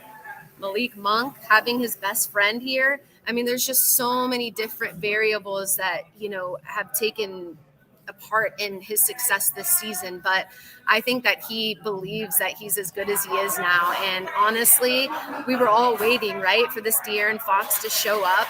And he has. And it's so refreshing to see, so much fun to watch. And now, like, I'm with him, like, when he's like, I'm that nice. I'm like, you're that nice. You are that nice. Like, it's just so much fun. Like, he believes he's that nice. And, like, confidence is key in anything, but especially in basketball.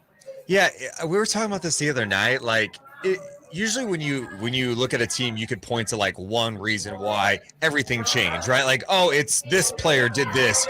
But with the Kings, it's like, dude, they hired the right coach. The front office made the right moves. Sabonis, I mean, we haven't really talked about Sabonis yet because Fox has been awesome. But, you know, none of this works if you don't have Sabonis either.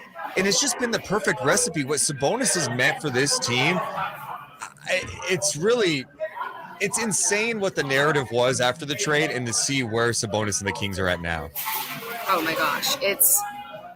They keep comparing like, oh, the Pacers, the best trade, like by far, this was the best trade in the Kings' favor. I mean, the Kings getting Sabonis, first of all, he adds like veteran experience, which I feel like the Kings have sort of been missing over the years. Not to mention, like, you guys, this guy, he's one of the best players in the league. Like, we were talking about this on the show last night. Like, what's the gap between him and Jokic right now? Like, Jokic is the best player in the center in the NBA, right? We talk about him all the time, but really, like, there's not that big of a gap between him and Domas.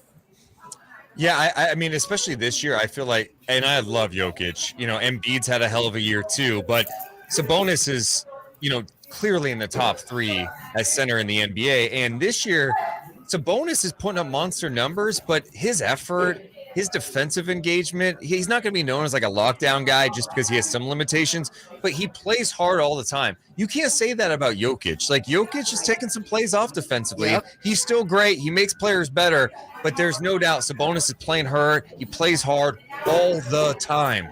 Also, something that I really love about Sabonis is he's so unselfish. Like, he's going to look for the pass before he's going to look for a shot. And and he spreads the love. I think that a lot of players have fed off of that too, because he's a pass first guy. And that is so important when you have unselfish players like that on your team, when they care about, their teammate getting the bucket and getting the stats over themselves. You see what happens. He ends up getting the stat naturally. He ends up getting the triple-double naturally because he's just a sharing type of guy. And I love that about him. This style of basketball, I mean, and not only obviously what Mike Brown has done with it, but you're exactly right. What Sabonis has brought to this team on the floor. I mean, we've already talked about De'Aaron. It's just all so fun. Something that we haven't seen in quite some time. So are you into predictions? Are you like down to be like, oh, I think the Kings will go this far? I mean, what I want to see them do is I think they can go, honestly, I think the Kings can go as far as they want to go, right? I really do. But I see them definitely getting out of the first round. It just depends how the rest of the league looks when the playoffs start, right? Like, it's hard to really say because you have injuries in the West right now. Am I super fearful of any specific team? No, because it's the best of 7.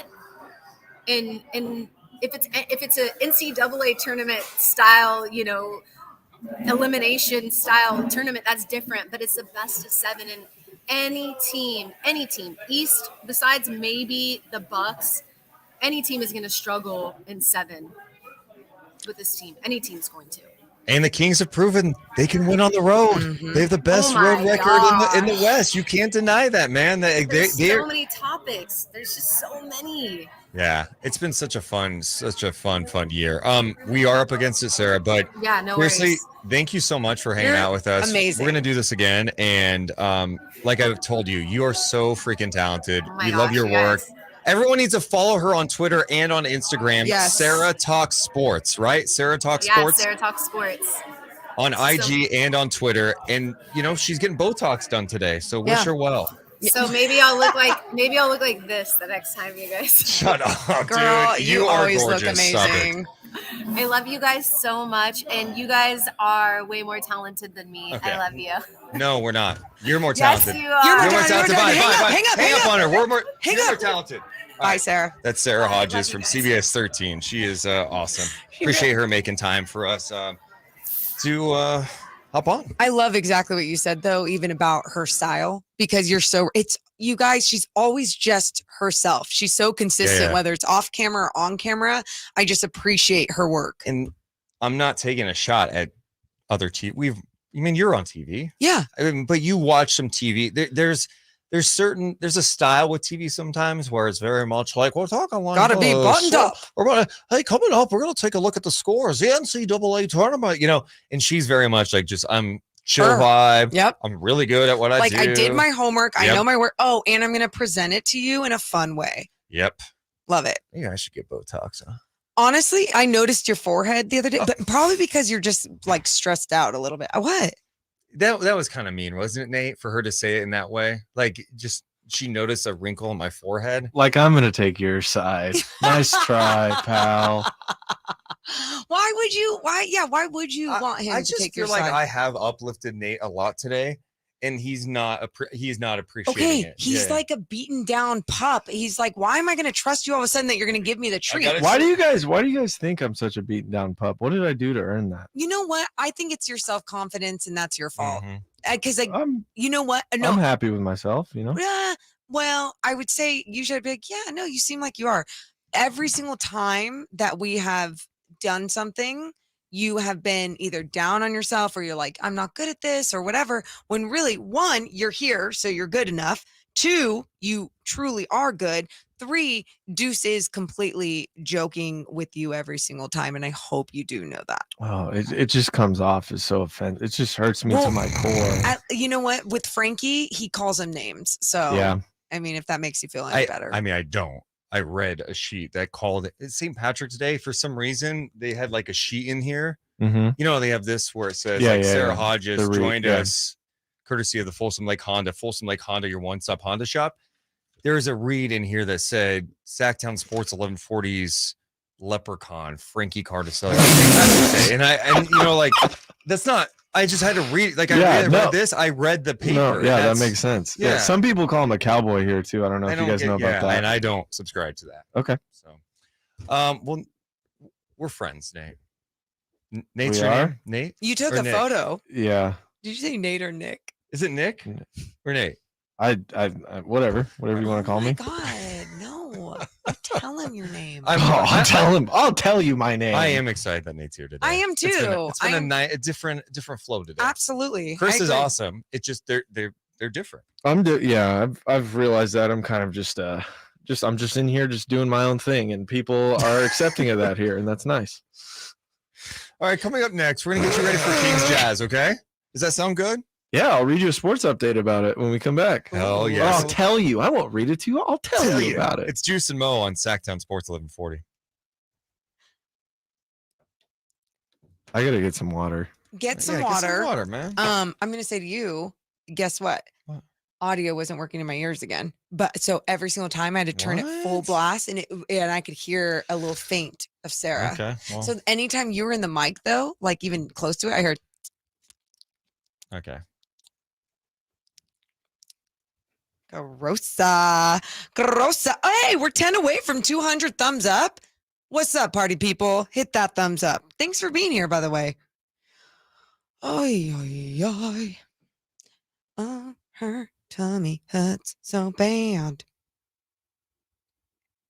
What is this?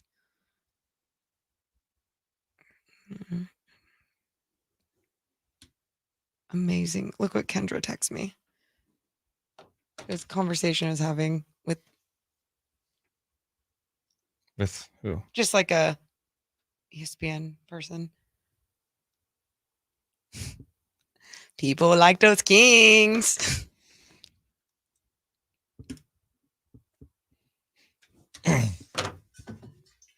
Cute. All right. What's up, people? Did I miss a Nick call? No, Luke. Nick has not called in to the show. Actually, I had a little talk with Nick the other day. Did you really? Yeah. What did you say? I told him because Nick has become very demanding. We love Nick. He's been part of our community for a long time now. I love his energy. Why not? Why not win? Lately, we haven't heard much why not. We've heard I'm coming in, I have something to say, or I'm out. Or scream fire the laser, Morgan, Yes. and I'm demanding it. Yes. Also just hit me up. Can I have Stockton Kings tickets? I said, Nick, we need nice Nick back. And he goes, I'm sorry, I will be nice again. Okay. He acknowledged that he's been demanding things. He's a star now. He is and a star. Stars, like, if a star's having a concert, they may have a wish. I need this type Green of water. M&Ms. I need this type of sparkling water. Yep. I need this type of tea. Nick's kind of that way now. Get me a pizza. Give me tickets and say, hey, Nick, we're together. Are you guys talking about Coach Nick? Yeah. He's a nice guy. I talked to him. Well, Yeah. I've talked to him several times. He's cool. Did he ask you to get him anything? No, he goes, because I'll go to Golden One and I'll talk to fans a lot, like interview them. He goes, you need to interview me. And I'm like, see? okay. He's demanding it though. Yeah. That's fine. I keep telling him he has to say please. Yeah. Because he'll tell people that because he'll want to take 200 photos of me and him. He'd be like, can you take this picture? And I just look at the person. I'm like, Nick. He goes, please.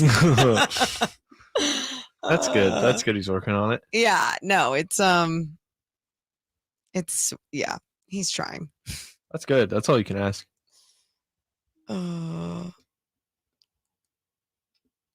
Stars are stars. Why not fire the laser? Exactly.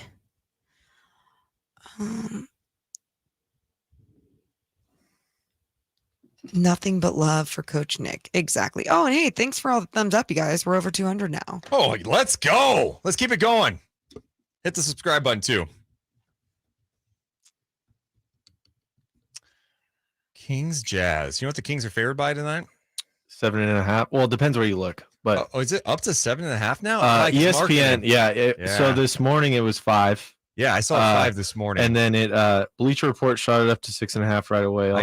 It's at 6.5 still. ESPN, I believe, had it at 7.5. It's over-unders are tough. But I guess I'd take the over. Well, I don't really I just look at it to see how Vegas is feeling about what type of game will it be. I don't bet. Well, you're not allowed to, right? Well, I'm not allowed you're an to. NBA I'm not. employee? Yeah, as an NBA employee, I'm not allowed to bet on NBA. Wait, is it too late to go to the bathroom? How much time? Yeah, go ahead. 50 seconds. Oh, okay. I'll just go next. Sorry. Yeah, betting barf. First of all, even if I could bet, I wouldn't want to. Mm-hmm. I'm just not into it. Yeah. Ugh, losing money for nothing. Well, I made an investment before the season starts.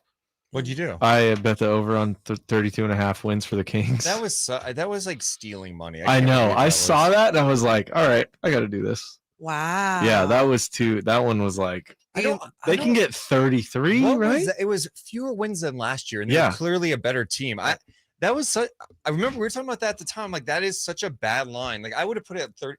If you put it at 36.5, make people think. It moved up. Right. It moved up quick. Eventually. We're coming back. All right. Stand by. Sactown Sports. Headlines. I'm Nate Littlefield, and these are your Sactown Sports headlines. Your Sacramento Kings take on the Utah Jazz tonight in Salt Lake City. Kevin Huerter and Trey Lyles are still day-to-day. For the Jazz, Colin Sexton, Jordan Clarkson, and now Lauri Markkanen are all out. For all your audio bliss, stay right here on Sactown Sports with Game Night at 4:30 and tip-off with the G-Man at 6 p.m. Those are the headlines. Let's get back to Deuce and Mo.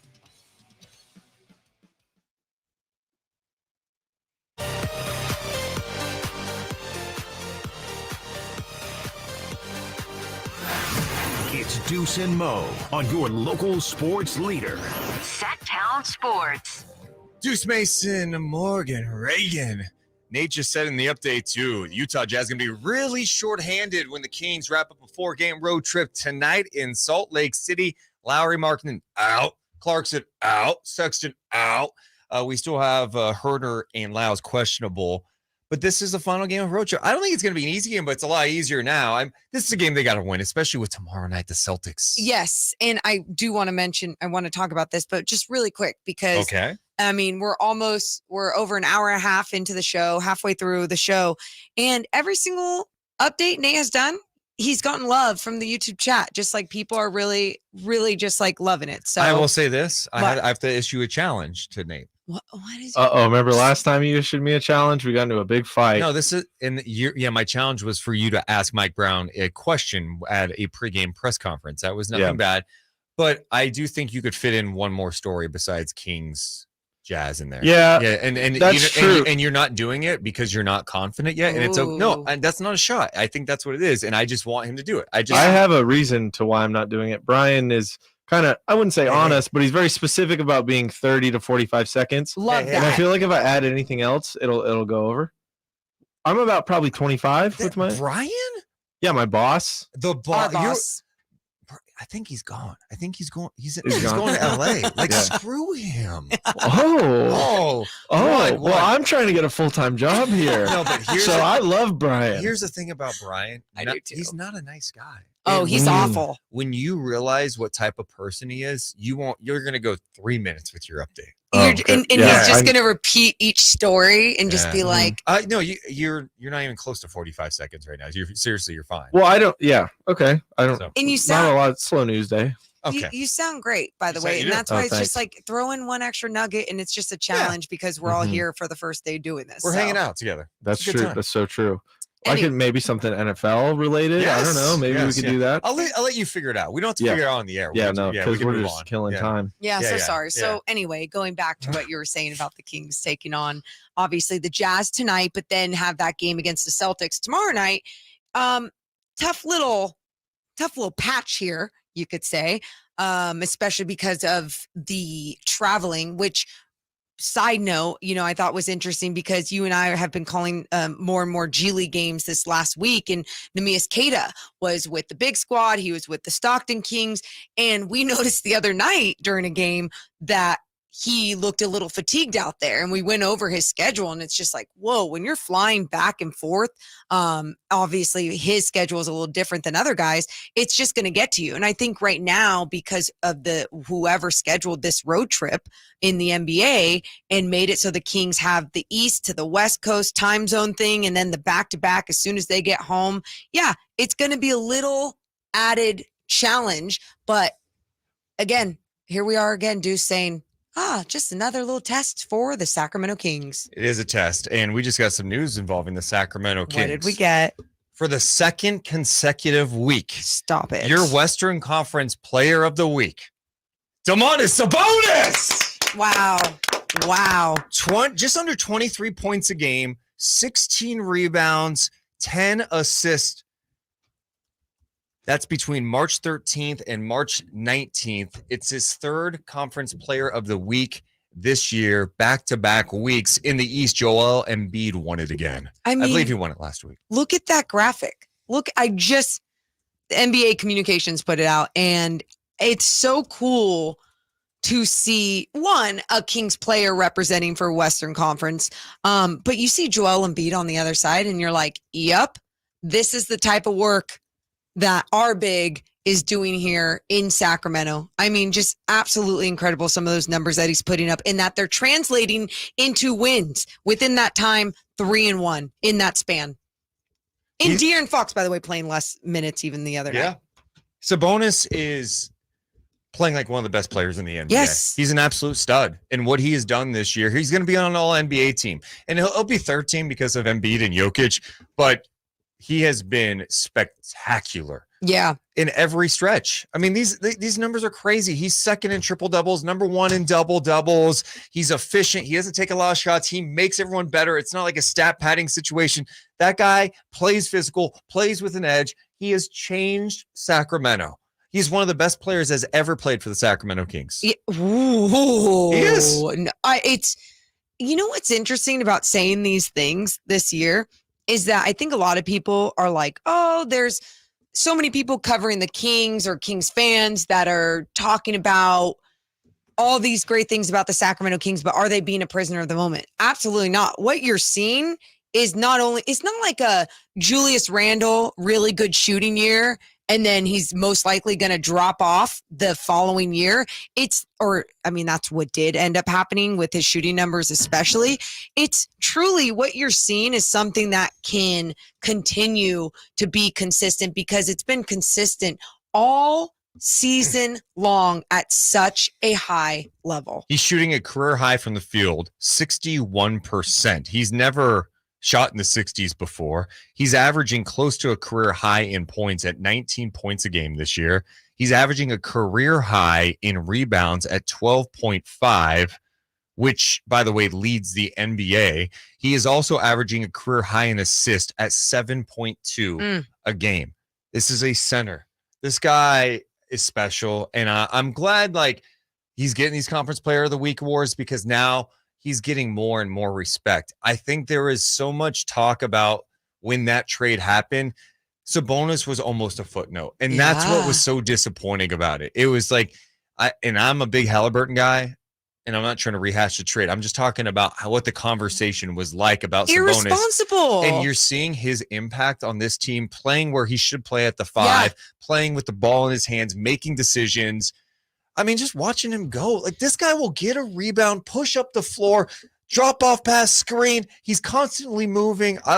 Even if he wasn't doing the same stuff in Indiana, we still saw him do some dominant things on the floor, right? And it was because he was part of the Indiana Pacers.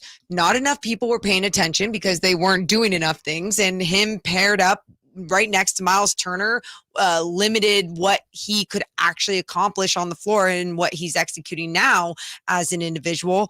But it's just wild to think about people with these large platforms being able to push out a narrative that is so wrong, so disrespectful, so hot takey and weird. Yeah. And a lot of there's people that were doing it that I respected, but they just wanted to go with the cool crowd. It's easy to punch down the Kings because of the dysfunction over years. By the way, Sabonis is 26 years old. He's not 34. He's not 30.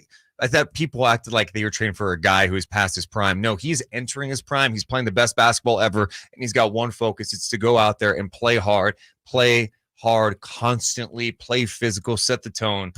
Guy is awesome. And it's crazy. You could make a case that the Kings have 2 MVP candidates. They're not going to win the MVP, but Fox and Sabonis have been that important this year for the Kings. We'll talk more about it. It's Deuce and Mo on a Monday on Sactown Sports 1140.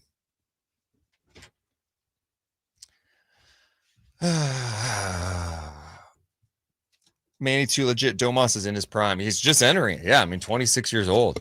26, dude. Guy is a stud.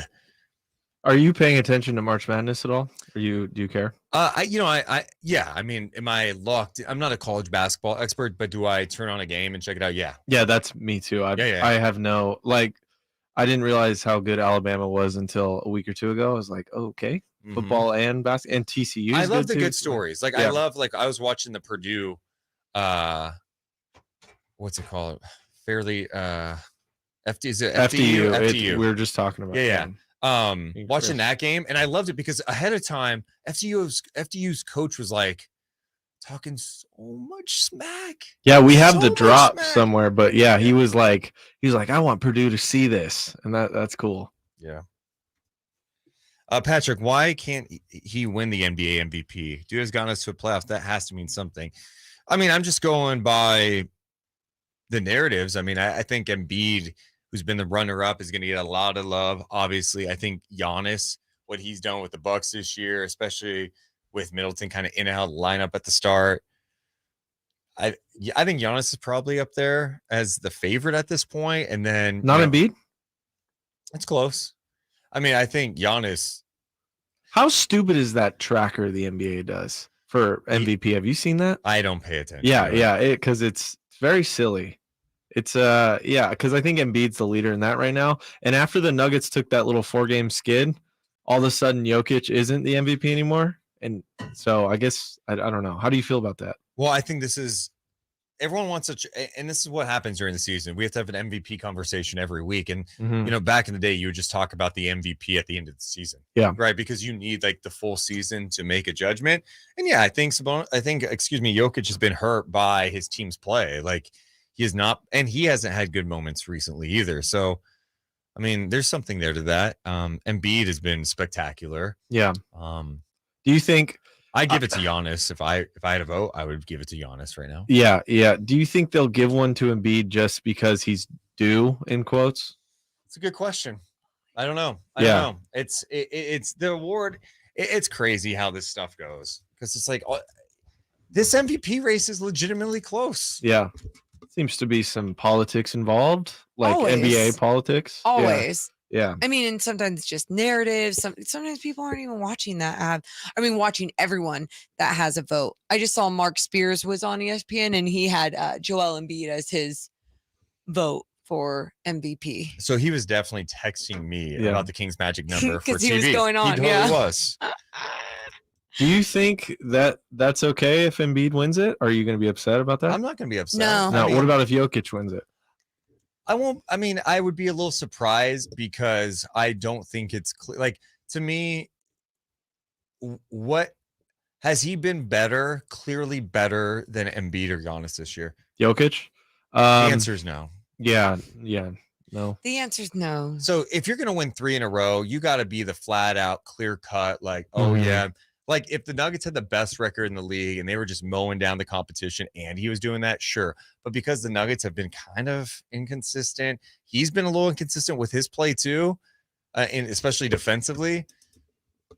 Yeah. And I think there's probably some Jokic fatigue.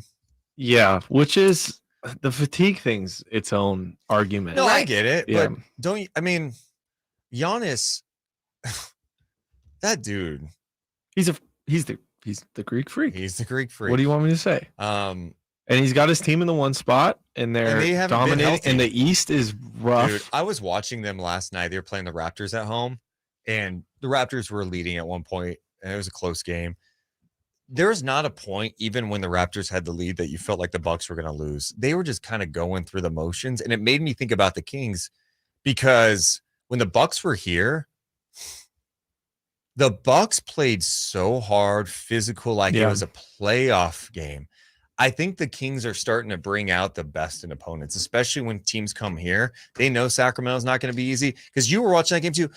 The Bucks were kind of going through the motions against the Raptors. Oh yeah. I mean, it definitely felt like a different type of intensity, a different type of being locked in. So yeah, I mean, is this something that we're going to talk about coming up next too? We're coming back right now.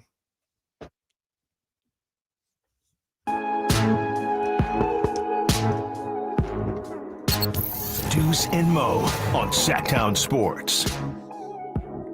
We still have to do our dogs of the weekend coming up at some point today. We got some dogs to get to. Ooh. We've been talking Kings all day long. Looking around the NBA, I was watching the Bucks play last night. Morgan Reagan. They're playing the Raptors at home. Yeah. And I could not help but think about the Kings. I know, that's crazy. How does this tie back to it ties in. the Kings? The Bucks are playing at home against the Raptors. It was one of those like close games. Bucks were at home, and you just felt like they were just kind of going through the motions, like they knew they were going to win. It was a completely different team, Bucks team, than I saw come to Sacramento and play that crazy game with the Kings the other week. My point to that is I was thinking about the Kings' home versus road record. The Kings have technically a better record on the road than they do at home. And it's not close. I mean, it's very close. It's not like it's like, oh my God, they're terrible at home. The Kings on the home floor, I had in front of me, here we go, 21-14 at home. They're 22-13 on the road. Such a difference. Yeah. So it's close, but usually you expect a team to be way better at home than they are on the road. Kings have been awesome on the road. But my point is, I think teams are coming to Sacramento now, and they're like, we got to bring our A game. Like the Bucks played that like a playoff game. It was intense. It was physical. You saw Lopez and Lyles. Yeah, I was going to say the fight, I think alone goes to show like Giannis went out of his way to go hit Lyles. Yes. And then there was this huge brawl. Like they're not doing that with the Raptors. You don't really see them fight that much. So bringing out that energy shows what the Kings are. Like they're getting some respect around the league, that these players how are I like, see it. Yeah. dude, the Kings play with a little, their best guy, or one of their best guys, Sabonis, plays with physicality. Yeah, I think you're exactly right. If you're going to see two teams get like that, it's not like the Kings have a Pat Beverly on their squad that everyone just wants to piss off, and do that at the end of a game. It was like, oh, we battled this one out. I don't like how we had to do that. I'm going to be annoying at the end of this one. That's what we kind of saw went down. But on top of that, the Kings, because of where they play effort-wise, teams cannot let up, because the Kings, if they even get a little ounce of, hey, we get to play our game and we're just going to keep going in this direction, they can step their pedal to the metal, boom, and go. And I think teams are starting to respect that and realize that if they do let up, then this King squad will do that just to them. Also, I'm not trying to look ahead to the Celtics. I'm not trying to overlook the Utah Jazz at all, because, look, the Kings still have to take care of business tonight, even though the Jazz are shorthanded without some key guys. But I'm really, really looking forward to what tomorrow looks like for the Sacramento Kings. It's not only the second half of back-to-back, obviously, but to see how they perform against the Celtics, a Celtics team that last played on Saturday against the Utah Jazz, a game they lost. Yeah, so they're going to be well rested, if you want to go with that angle. But they're maybe too much rest, huh? Well, and that's why I say it like that too, because I think that is such an interesting thing to bring up, because we have seen this King squad not play well after too much rest, right? I think for some teams, it's nice to stay in the flow of things, stay in rhythm, but you have a Celtics team where Robert Williams and Al Horford didn't play the other night. Right. So, obviously so much time between now and then. Who knows what's going to happen with them? Either way, doesn't matter. This squad, they've had their struggles against some of the weirder teams in the league, but you go down their roster and down into their depth, it's a scary team. Oh, absolutely. They're a little banged up though. Marcus Smart too. He's been dealing with an ankle thing. I want to get to this comment in the chat because we have not talked about this from the other night, Kings Wizards. What? We mentioned the whole like scuffle between the Kings and the Bucks.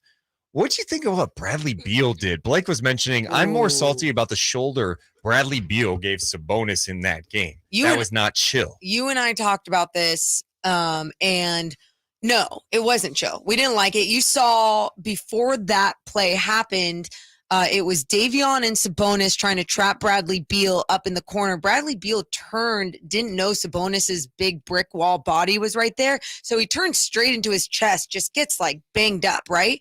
Ball goes the other way. Sabonis is going down the court. Bradley Beal, boom, gives him a little football move as his. How is that not a flagrant? As his momentum, I think because his momentum was going forward.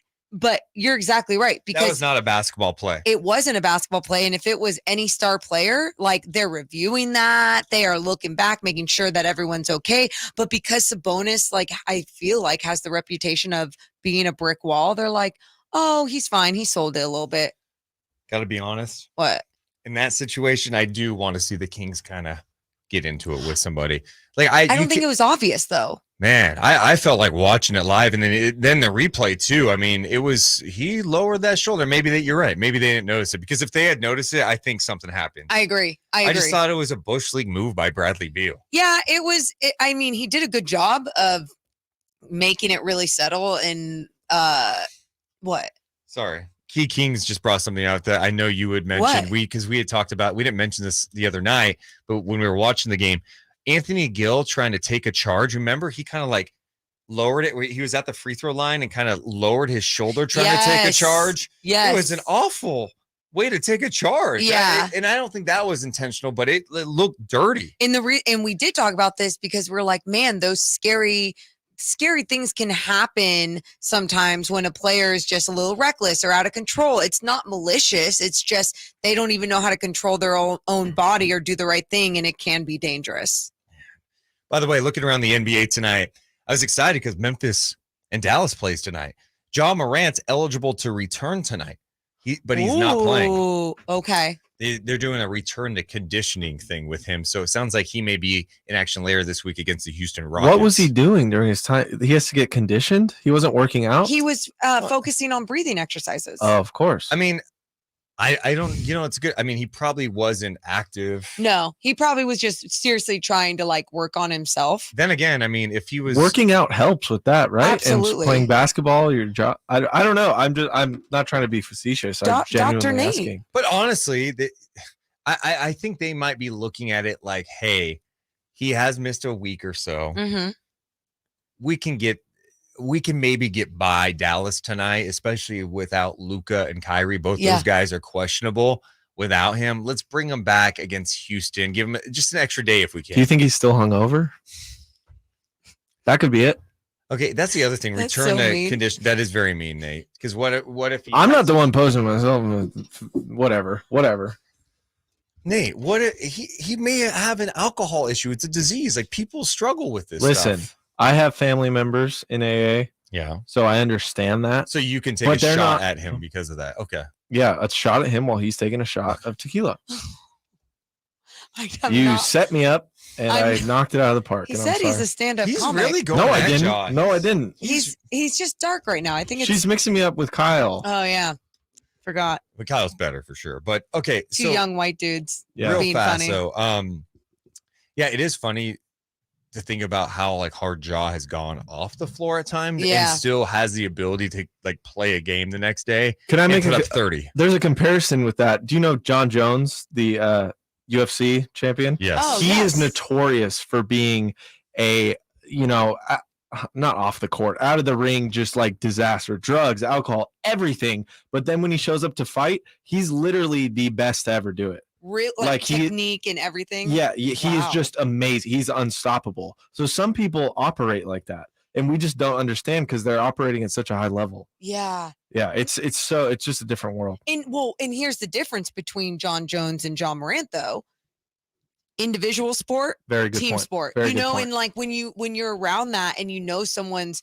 I mean, I remember in college, I went to one practice, like hungover after it was my birthday, and I just was not being my best self. It wasn't about me. It was about not being my best self for like truly for my teammates, and everyone knew it and was like, you did it to yourself. Like, get over it. Yeah, sometimes I think we all do stuff when we're young that you could bounce back from. Yeah. Yeah. A little easier. John Morant's still young too. Yeah. I just hope he's in a good spot now when he comes back. The Grizzlies need him too. They're trying to get that number 2 seed. They're right now right behind Sacramento. It's going to be tough tonight, even if Luka or Kyrie plays. That's going to be a challenge. It will be. Absolutely. And I mean, I was just about to be like, oh, I'm excited to watch that game. Just to see, even without, I'm so invested into like obviously every single thing that happens in the Western Conference right now. I think we all are truly, which makes important basketball so fun right now, Deuce. It's something that we haven't had to really like deal with for so long. I know. It's been way too long, but now it's here. It's here. We got to talk some Kings coming up. Also, I want to have you guys weigh in on Klay Thompson versus Dylan Brooks over the weekend. I'm down for that. Some people were kind of going at Klay a little bit, and I'm curious to get your guys' perspective. It's Deuce and Mo on Sactown Sports 1140. Always live on youtube.com/Sactown Sports 1140. Sorry, I'm still getting used to this program out of program. A little behind the scenes back there to take out. Okay, yeah, because I don't know what you guys like to hear. Also, I didn't ask you guys before.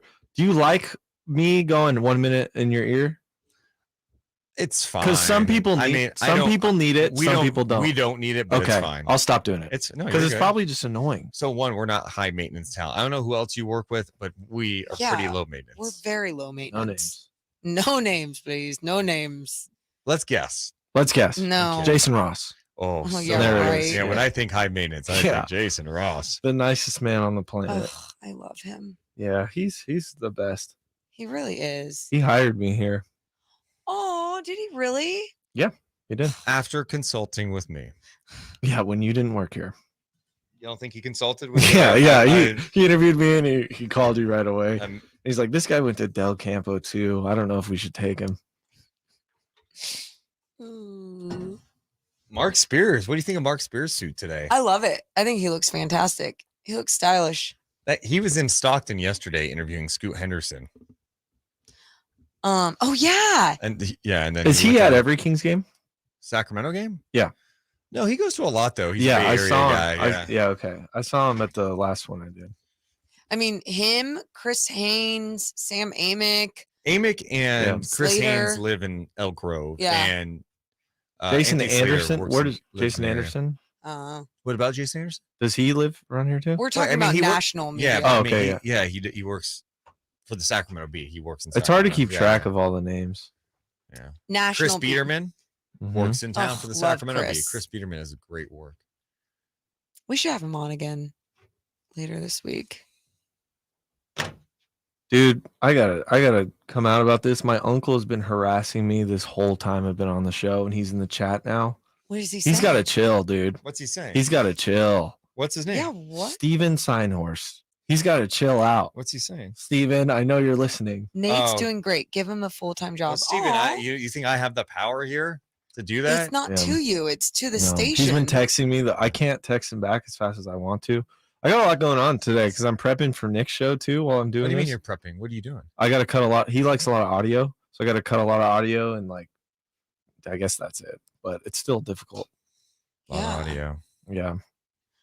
Steven, and I say keep doing it. Keep pumping up your nephew. Yeah. Yeah. I mean, we can't do anything, but you never know who's watching, and I love it. Yeah. I mean, I can influence with my words to the boss. The boss that you trashed. Yeah. Cool. Cool. Yeah. I have a lot of confidence But you know in that. what? When I speak, he listens. Who doesn't? Ew, why is that? You sound so gross. He does that all the time, right? Every time I No, hear. But It. if you're focused on my tone, it's actually Yeah. complimenting Brian. It's calling him a good listener. You see. No, and your whole spin on your stupid things that you say.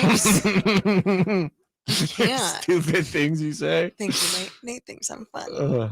Nate thinks I'm silly. When are we doing story time with Nate? I don't know. I want to tell my car crash story bad. So just I don't know that we're gonna have time for story time today. Okay. Well, I guess we'll see. Okay. We'll see, I guess. And we're coming back right now. Sactown Sports. Headlines. I'm Nate Littlefield, and these are your Sactown Sports headlines. Your Sacramento Kings take on the Utah Jazz tonight in Salt Lake City. Kevin Huerter and Trey Lyles are still day-to-day. For the Jazz, Colin Sexton, Jordan Clarkson, and now Lauri Markkanen are all out. In positive news, Domantas Sabonis has been named the Western Conference Player of the Week for the second time in a row. Third time overall. So congrats to Domas. Woo! For all your audio bliss, stay right here on Sactown Sports with Game Night at 4:30 with Scott Marsh, Henry Turner. Tip off with the G-Man, 6 p.m. Those are the headlines. Let's get back to Deuce and Mo.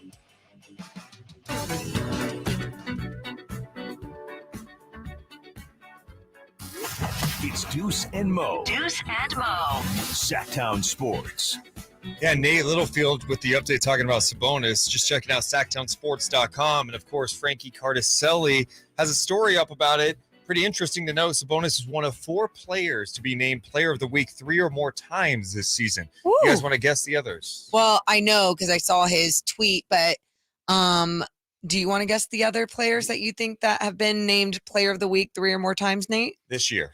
So now back-to-back, just Player of the Week. 3 more Does it have to be Western? Or Nope. No. Well, Embiid's one because he just did it. Embiid. He just did it with us, right? Or with Sabonis. He was last week and this week. Okay, correct? but we're talking about 3 or more times 3 or this year. more. But you're right. Oh, 3 or more? Oh, okay. Embiid okay. is one of them. Embiid, we'll say Jokic.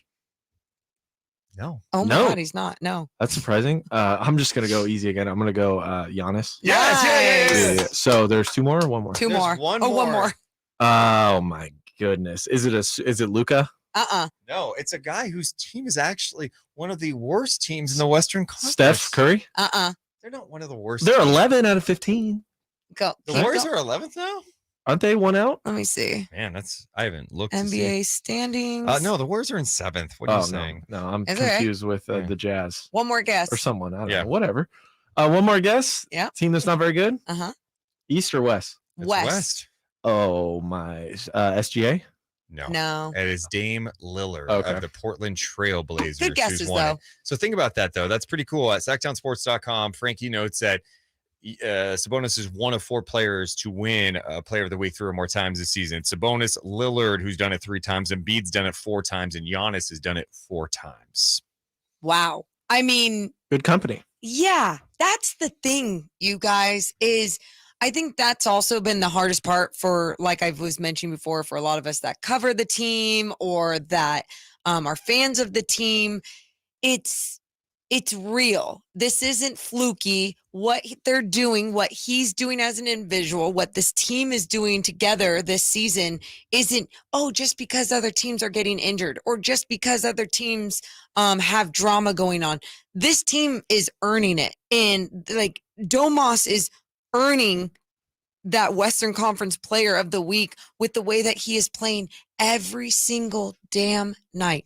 And Nick in the chat says, meaningful Kings basketball in March is just awesome. Appreciate everyone hanging out with us on youtube.com/SactownSports1140. If you have not yet, hit the thumbs up button. Make sure you subscribe. If you're driving around listening to us, we appreciate you. You can also listen on the free Sactown Sports app, or when you get home or you're walking around with your phone or in the office, go to youtube.com/SactownSports1140.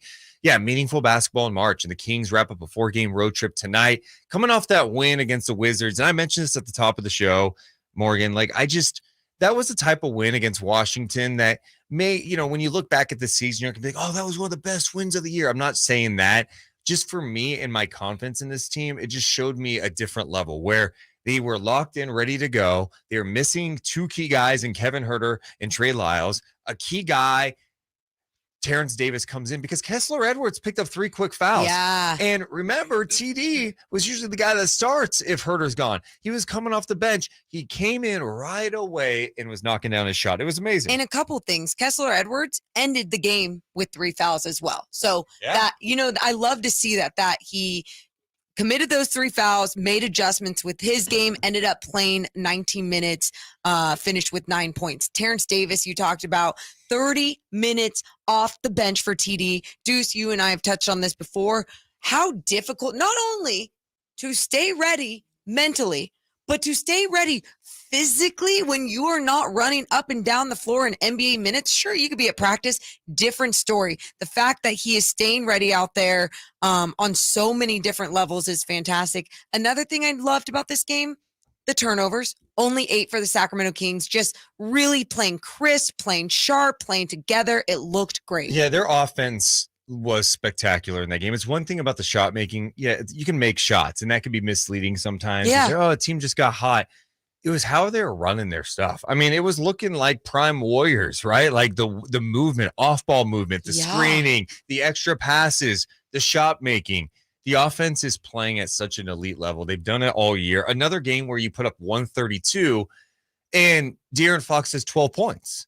Like, that's how explosive this team is, that De'Aaron Fox, who's been on the tear post All-Star break, averaging close to 30 points a game, has 12 points, 6 of 12 shooting, and you still put up a $132. Yeah, it's I mean, if you had told me that, I'd have been like, oh, the Kings probably lost, right? And it's fun to see Sabonis's stat line too, because when the game ended, it was 39-9, but they changed. They gave him an extra assist, so it was 30-10-9, on the verge of another triple-double.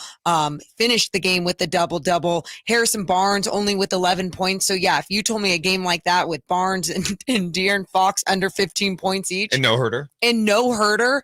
I would be thinking bad things. We don't even mention either, though. How about Keegan in that game, knocking down some shots? Yep. I loved Keegan. What did you? Well, what you guys were talking about, Kessler coming in and getting minutes. Were you guys shocked that he was picked to play over either Malik or TD? And why do you think they brought Kessler in to start? Yeah, I think, one, I'm not shocked that he kept Monk coming off the bench. I think that makes total sense. Yeah. He loves Monk in that role. Yeah. He wants Monk to be the sixth man, to come in and run things, especially if Fox is on the bench. He could set up the pick and roll with Sabonis, gives that group life coming off the bench. I wasn't surprised because Terence Davis started the second half of that last game and wasn't totally locked in, ready to go. And I think that frustrated Mike a little bit. And I think what he saw with Kessler is, we want a guy that can go out there and defend. And if you're going to go out there and defend and create something for us, you're going to play. And that's why he started. That's how I feel about Kessler Edwards. I also felt like he already knows what he can get from TD, and they're this late in the season. They're going up against an under 500 team. And maybe it was also to be like, what does Kessler Edwards look like in this lineup with, being in this starting lineup with these caliber of players? You know how sometimes, it can be different when you're playing with the second unit, especially if you're not playing with Domas Sabonis out there who commands so much offensively. So, yeah, I do like Mike Brown's way of thinking when he does go to that. I think sometimes he can be a little stubborn with it, but at the same time, who am I to say that it's wrong? I mean, he keeps winning. He is so elite at getting the most out of his players. Like, you just kind of glossed over it, but TD, like you said, you don't think he was impressed with how he started the second half of that last game. Yeah. And then all of a sudden TD, almost like what a coincidence, he comes out and has a monster game the next game. So he does the call outs in quotes in the post game pressers, and he calls out certain players, and then they respond so well. He's so good at getting the most out of players. And I think that sometimes, like, the whole calling out thing, some players don't like that stuff. Sure. And he doesn't do it all the time. No. But the biggest thing Mike Brown will do is he's never going to call you out to the media without first communicating it with you. You know what I mean? Like, yeah, I don't know that personally, but you saying it, I mean, I believe you, and I believe from everything I've seen on the outside. I haven't been in there and experienced that, but I 100% believe what you're saying. Yeah, his communication with the guys, and it started from the jump, where when he took the job and in the training camp, they had meetings where they said, this is the role, this is what it's going to be. And guys have bought in. It's not to say it's been easy to buy in at times, especially, for someone like Terence Davis in another lineup, Yeah. but like for the most part, he's been really good when his name is called. And you started talking about Keegan Murray, another guy that he has called out and that has responded so well. He finished this game against the Wizards with 35 minutes played, 19 points, 5 boards, 2 assists, 1 block, 2 steals. First play of the game. What'd he do? Nice little floater. Oh, yeah. He had a couple of bad shots where his air balls, but he like had a steal right after that.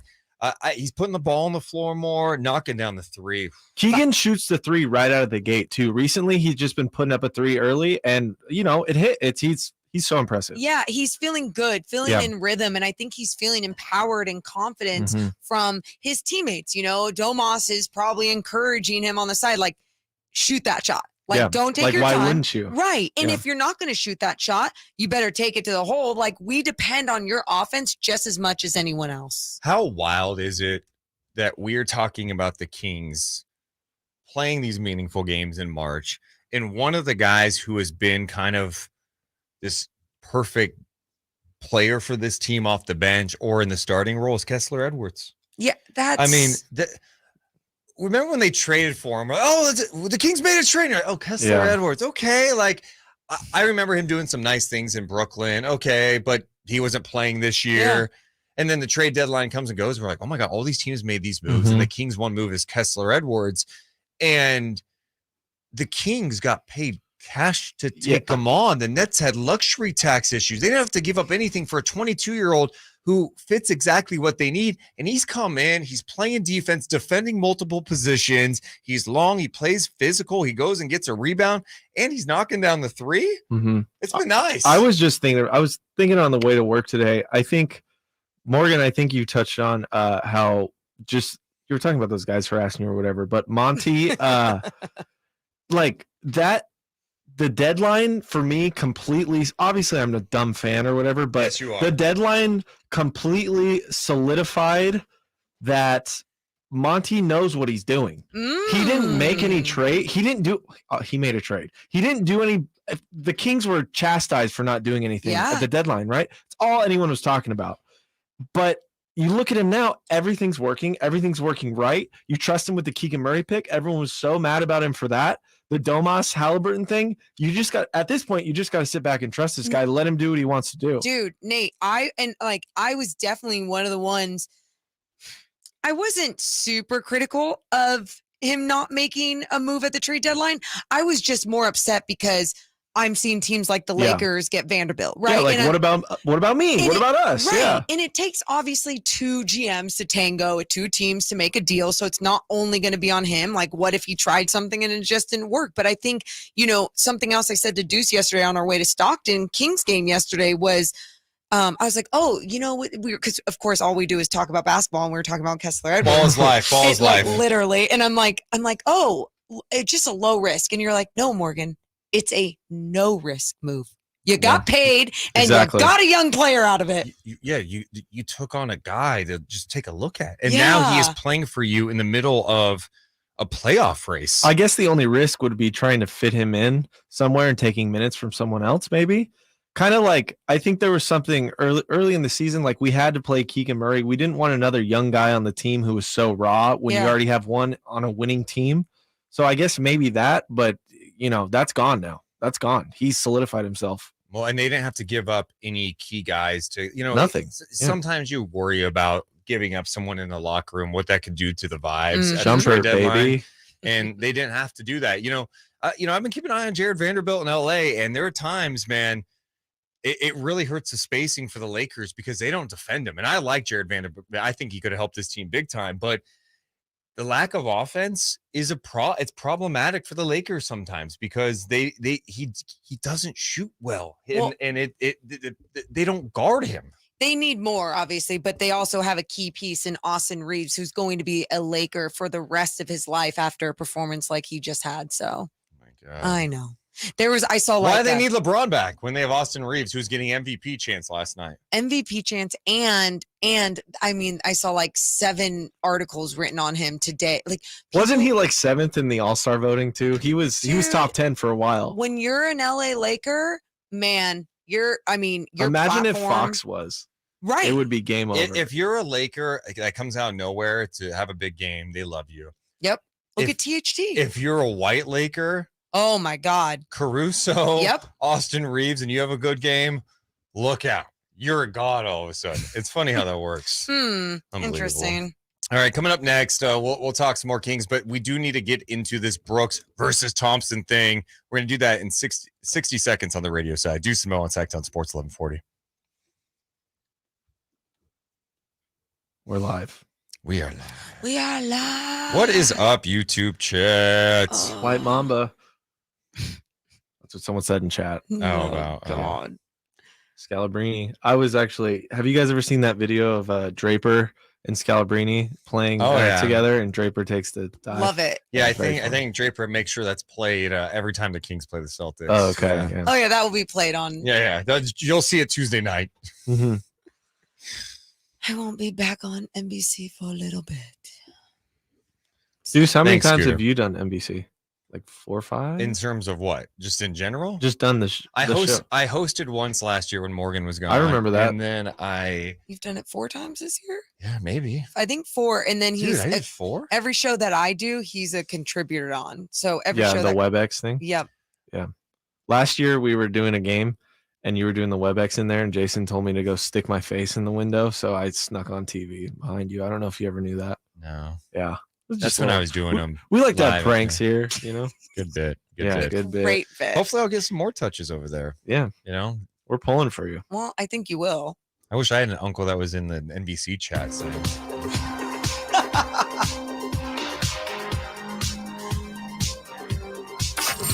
Live and local. It's Deuce and Mo.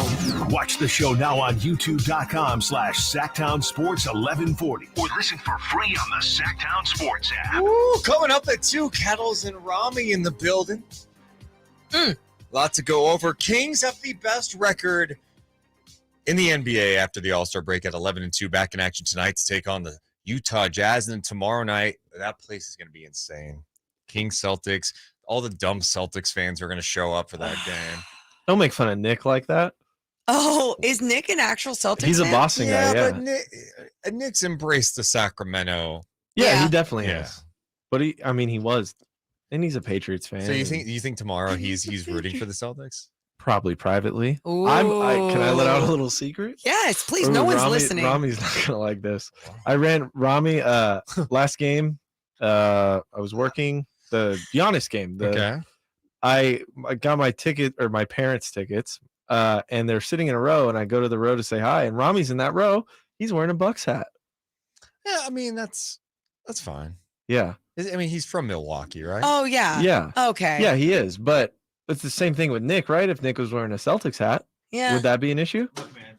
When we found out we were getting the Niners, the home of the Niners here at Sactown Sports. I don't want to hear it, dude. Brian- Bruce trashes me for the Niners so much. It drives me insane. Just hear me out. Hear him out. So Brian texted me and me and Morgan was like, our boss, and was like, hey, can you wear some Niners gear to like celebrate? And I'm like, Brian, I would not be caught dead wearing 49ers gear. And I'm happy that the station has the 49ers. I watch all their games. I'm not a Niners fan. I grew up a Cowboys fan. I'm not wearing Niners That stuff. explains so much. Oh my God. Yeah. Okay. All right. I got it. That's why you were so mad about that playoff game 2 years ago when Dak took the knee. I'm not that mad because I don't have the connection with You the were Cowboys so anymore. mad. You were so mad when we were doing that Kings game. I made fun of you because like 3 games into the Brock Purdy era, you were wearing a Brock Purdy my jersey. mom bought me a jersey. Yes. Oh. She bought he was wearing it proudly. I think that's really nice. I thought it was too soon. I thought it was too soon to have a Brock Purdy Listen, jersey. He had like man. 4 good weeks. Wow. She bought me a jersey. I don't know. I'm gonna wear it. Well, either way, Deuce did not buy in and wear Niners gear, but also like Cowboys fan. I do think it's funny. Like I wouldn't even consider myself a Cowboys fan No. anymore, though, because I just don't respect or like typical Cowboys anything fan. about Jerry Talking. Jones. Mm-mm. I don't. And so I've just lost my love for that. I've pretty much turned into just like I watch NFL games, a big Sunday night game. I watch the Niners because I appreciate Shanahan and I respect what they've done, but I'm not going to come in, we're the home of the Niners now. Let me wear Niners I'm gear. a Niners fan, and Yeah. I just didn't have like my Niners gear was like all sweaty and gross. Like Yeah. it was like workout gear. So I didn't have anything. So then they come in here the next day and try to throw Niners gear at me. I'm like, sweet. They throw me a V-neck, like a little girl V-neck. Oh, wow. I know. I'm like, what are we doing here? No. I will plug Return to the Empire, our Niners podcast we do. I'm the co-host for that with Emil Fergoso. Good job. Yeah, so if you guys want to check that out. Hell yeah, we do. Yeah. Hell yeah. Yeah, I don't expect you guys specifically, but the listeners. We check out all work, by the way. We love listening to everyone's work around the station, around this city, everything. Yeah, it's fun. Yeah. It's fun. It's cool to see people you like do well. Hell yeah. It is. Yeah. No, it really is. I want to get your guys' perspective on this whole Klay Thompson, Dillon Brooks thing that happened over the weekend. Of course, the Warriors took on the Grizzlies and got their asses kicked. Oh. And it was I think they were down by 20. It was a blowout. And Klay Thompson's on the bench going 1, 2, 3, 4 to Dillon Brooks, who was talking smack on the other side on the bench. Mm-hmm. A lot of people are getting on Klay like, what? You're down 20 and you're dropping the 4 rings. Is that all you say when you lose now is, well, we've got 4. But Dillon Brooks continues his yapping. Where do you weigh in on this whole Klay Thompson versus Dillon Brooks stuff?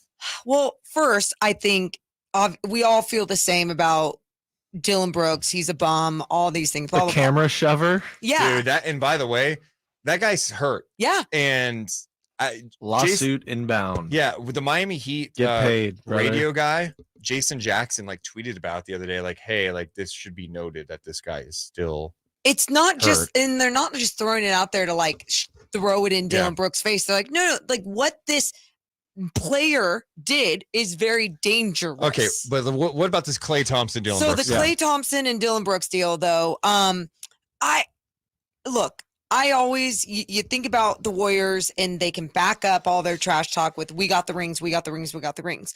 Now, the only thing I'll say is when you're down by 20 and you're saying we got the rings, it's not as cute.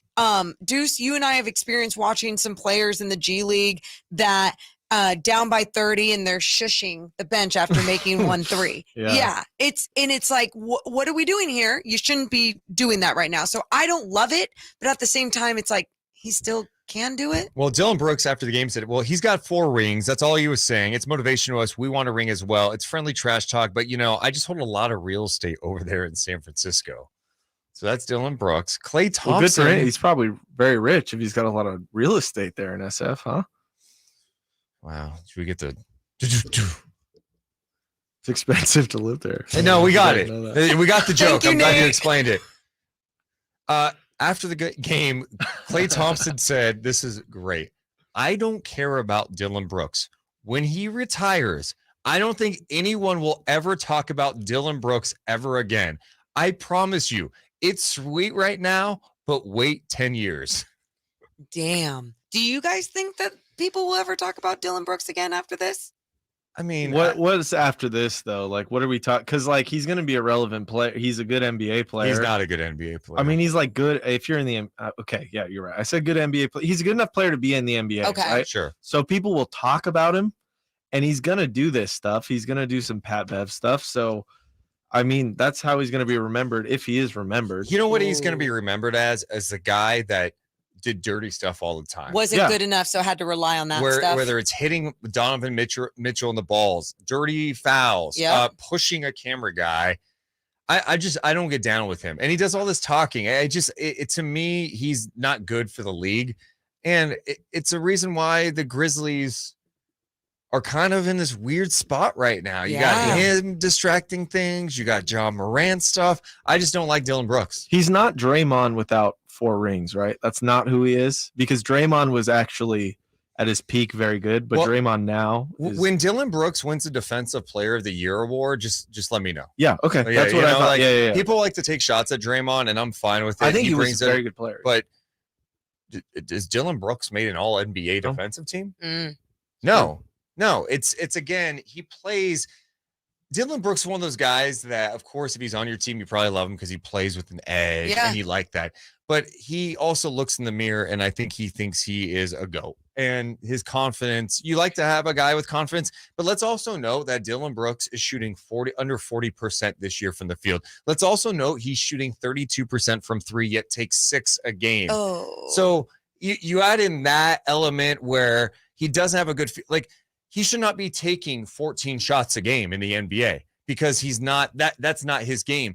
Dylan Brooks could be a star in his role if he wanted to be, but he doesn't. It's all about the extracurricular stuff. It's about the John. It's about trying to prove how tough he is and pushing a camera guy, hitting the guy in the balls. Like, that's not toughness. No. And I think it's fake toughness, right? It's like trying to, again, rely on something else because you aren't as talented as you wish you were. And I think when you even want to try and compare him to Draymond, it's ridiculous because Draymond Green also has made his teammates better over the years. Now, I'm not counting this last year punching a teammate in the face and obviously being a part of the reason why they aren't as good as they should be around Steph Curry, but still Dylan Brooks, different category. And it's sad because there was a little spark there for a little bit when the Grizzlies were like, oh, the cute story, Desmond Bane, John Morant bringing Desmond Bane the most improved player of the year trophy. They're a team to me that's talked like they've won something. Yeah. And until you actually win something, don't talk. And I actually kind of am eager to see if the Kings end up playing them at some point in the playoffs this year, because that could be a good rivalry. I do think it could get a little chippy. It could get chippy. Could be fun. Coming up next, we got to get to dogs of the weekend. Ooh. You have any dogs of the weekend, Nate? Are you familiar with dogs of the weekend? Oh, like he got that dog in him? Yeah, is there a performance in sports or in life where you go, oh, that was a dog performance? I'll save it. We got that coming up next. Deuce and Mo on Sactown Sports 1140.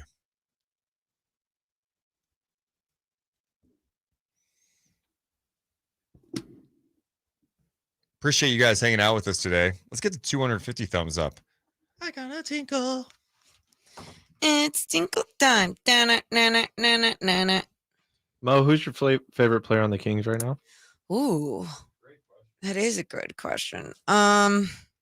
For me, I was bordering on. I'll just you think. Sorry. I appreciate that. A great way to interview someone is ask them something and then answer your question right away. Well, especially honestly though, if they don't know their answer, it's like you're giving them the little bit of time. What's yours? I would say I was teetering. I was talking with Watkins about this a little bit ago. I was teetering kind of back and forth because I loved Kevin Huerter on the Hawks, and then he came here. I was like, that's my guy, and he went off in the beginning of the season. So awesome. Got her jersey. Okay. And then I was like, man, Malik Monk. He was my favorite for about a month too. And now it's Trey Lyles. It's Trey Lyles for sure. The fight solidified it for me. Wow. See, so I'm definitely a Trey Bay. You know what that is, right? I can pick up. Yeah. Can pick up what that Chris is. Watkins made that up, and I feel bad because I've stolen it ever since. Like, no, it's a good one. Dropping it everywhere. I'm sure he'd like you stealing it. You know, I mean, I'm sure he does, but I gotta just do a better job of crediting him. But by the way, Deuce has been, he keeps telling me like, who's your dog of the weekend? Who's your dog of the weekend? Like, I usually just have one. I haven't had one. You guys aren't UFC at all, right? God, no. Okay. I hate fighting. Okay. Barf. Blah. So gross. So no, I despise fighting. Okay. Because that was something this weekend. I just don't know what was. I mean, we got March Madness. I don't have a dog of the week either. I'm not gonna lie. Think of one. Just think. You can go UFC if you need to. I don't need to. Okay. Deuce is back. Let's see. Who's my favorite player? I mean, it could just be right now. Can I do like a half and half, like a little Fox and Sabonis, Fox and Ox action? If you could put like an ox and a fox together and make a baby. I thought you were a Trey Bay. We already talked about, and that's I'm a Trey Bay right now. He's definitely a Trey Bay. Trey Bay. What about you, Deuce? It's hard, man. I mean, Fox and Sabonis are a good pick, obviously. It's like superstars. We haven't had superstars. It's so fun to have superstars. I love Malik's swagger and confidence. I dig that. That guy comes in and gets buckets. Dude, when he hits a three and drops the whatever this is, very cool. I do like Keegan. Keegs. Oh my God, love Keegs. Yeah, I'm just out there playing like it's my Keegan. You think if he becomes an all-star, how long do you think until that happens? A couple years, 3 years. Yeah. I mean, that's You He's think he got that breaks potential. you think he breaks that 3-point record? It's gonna be Rookie close. threes? It's gonna be 12 games to go. How many threes does he have to hit? It's 187, right? Is Mitchell's Yeah. a 189? I thought it was 187. Yeah, it's in there. Mitchell, Donovan Mitchell's rookie record is 187. I thought he so. holds the record. Yeah. Okay. Well, he is at right now headed into tonight 166. But he's gonna have to have one of those games where he drops like 5 or 6. And he dropped 5. Dropped 5 the against other night. Washington. Like that's It's not out of it's No. not off the table, but it's gonna be tough. Hey, really quick to you. So you see Ben Affleck and Kendrick Perkins, like Yeah. a sit down. You realize I had J-Lo on my vision board, and Ben Affleck has been like a huge part of the NBA this year. interesting. Just saying. What's Ben Affleck doing with the NBA? You know, He's making that movie about Nike's deal with MJ. Yeah. so he's making that. He did the All-Star announcements, even though I don't even think What do you he guys did. think about that trailer? It's not really my thing. Yeah. Are you movie people? I used to be. I used to be. Did you? Yeah, back in when I was Okay. younger, but now ball is life. Ball is Yeah. definitely life. I have a lot of forms of entertainment, so it's not just basketball. Name 3 of them. Movies, video games, and What's the last movie you watched? Oh my the God. last movie I watched was I don't know. Okay, that's a good question. Movie guy. I watched a interesting. decent amount of movies. Wow. What about your favorite movie, Deuce? Everything Everywhere All at Once. I was about to go see that the other night, but there's no seats for it. Huge, Best thing by that the ever way, happened to me. Huge movie guy has not seen that movie. Sactown Sports. Headlines. I've seen that movie. I'm Nate Littlefield, and these are your Sactown Sports headlines. Your Sacramento Kings take on the Utah Jazz tonight in Salt Lake City. Kevin Huerter and Trey Lyles are still considered day-to-day. For the Jazz, Colin Sexton, Jordan Clarkson, and Lauri Markkanen are all out. Domantas Sabonis has been named the Western Conference Player of the Week for the second time in a row. Congrats to him. For all your audio bliss, stay right here on Sactown Sports with Game Night at 4:30 with Scott Marsh and Henry Turner. And then you got Tip-Off with the G-Man at 6. Those are the headlines. Let's get back to Deuce and Mo. Hey.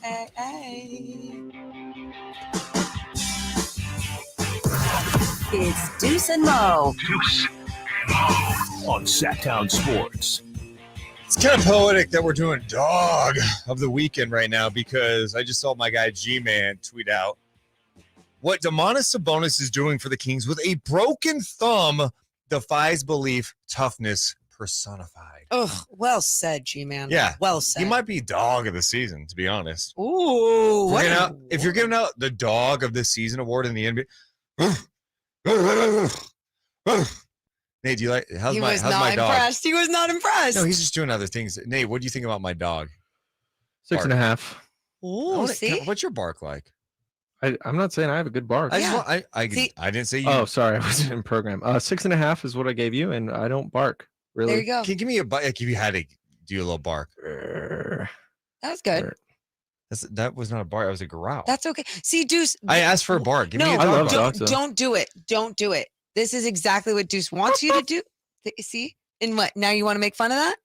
Do it. I dare you. I dare you. Make fun of me. Yeah. Wow, that's really good. Let's get to your dog of the weekend. Who wants to start with dog of the weekend? If I you have will. one in the chat too, drop them youtube.com/SackdownSports1140. Mine's not an obvious one, but he's won it before, or he's been the dog before. But I'm going to go with Davion Mitchell. I just think when you see a defensive performance like you saw, Yeah, why haven't we talked about what he did against Bradley Beal? I mean, and you're right, we haven't enough. Like we broke down a lot of different elements of the game, but really thinking about what Davion Mitchell did against Bradley Beal, making him look like he's not even a star player out there, and on top of that, just executing his individual defense, one-on-one defense, on-ball defense, I mean, at such a high level to help this King squad lead them in a direction to a victory and to knock down 2 threes, to still be productive enough on the offensive end. Just definitely my dog of the weekend. That's a good one. Thank you. I mean, what he did against Bradley Beal was frustrated out there against the Kings because Yes. of Davion's defense. I have a couple of dogs. Okay. My first one, I'm going to go I know this is crazy. What? I'm giving a I'll little, take Deuce. little baseball love for a second. World Oh. Baseball Classic, Trey Turner for Team USA. The U.S. team, dude, he was awesome. He had the grand slam. He had 2 home runs yesterday. I'm not saying he wasn't. And I just don't watch baseball. I'm not Mr. Baseball guy. I'm not pushing it right now. All I'm saying is Trey Turner has been awesome. They're getting ready to play in the championship game. And this goes to show you baseball in small doses could be good. It's a message to baseball. You play 162 games. Most times people don't care. Oh, what do you know? A World Baseball Classic. You turn on some of those games, the crowds are so loud. They're so into the games. In fact, I was asleep.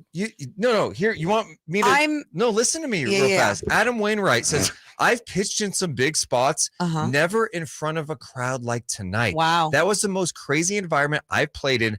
Unbelievably blessed to have been a part of that game.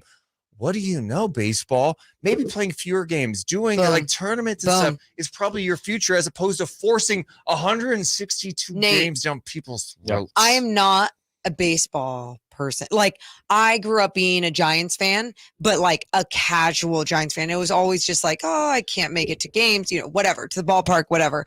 I don't ever want to watch baseball unless I'm at the ballpark. Now, I'm like to that point.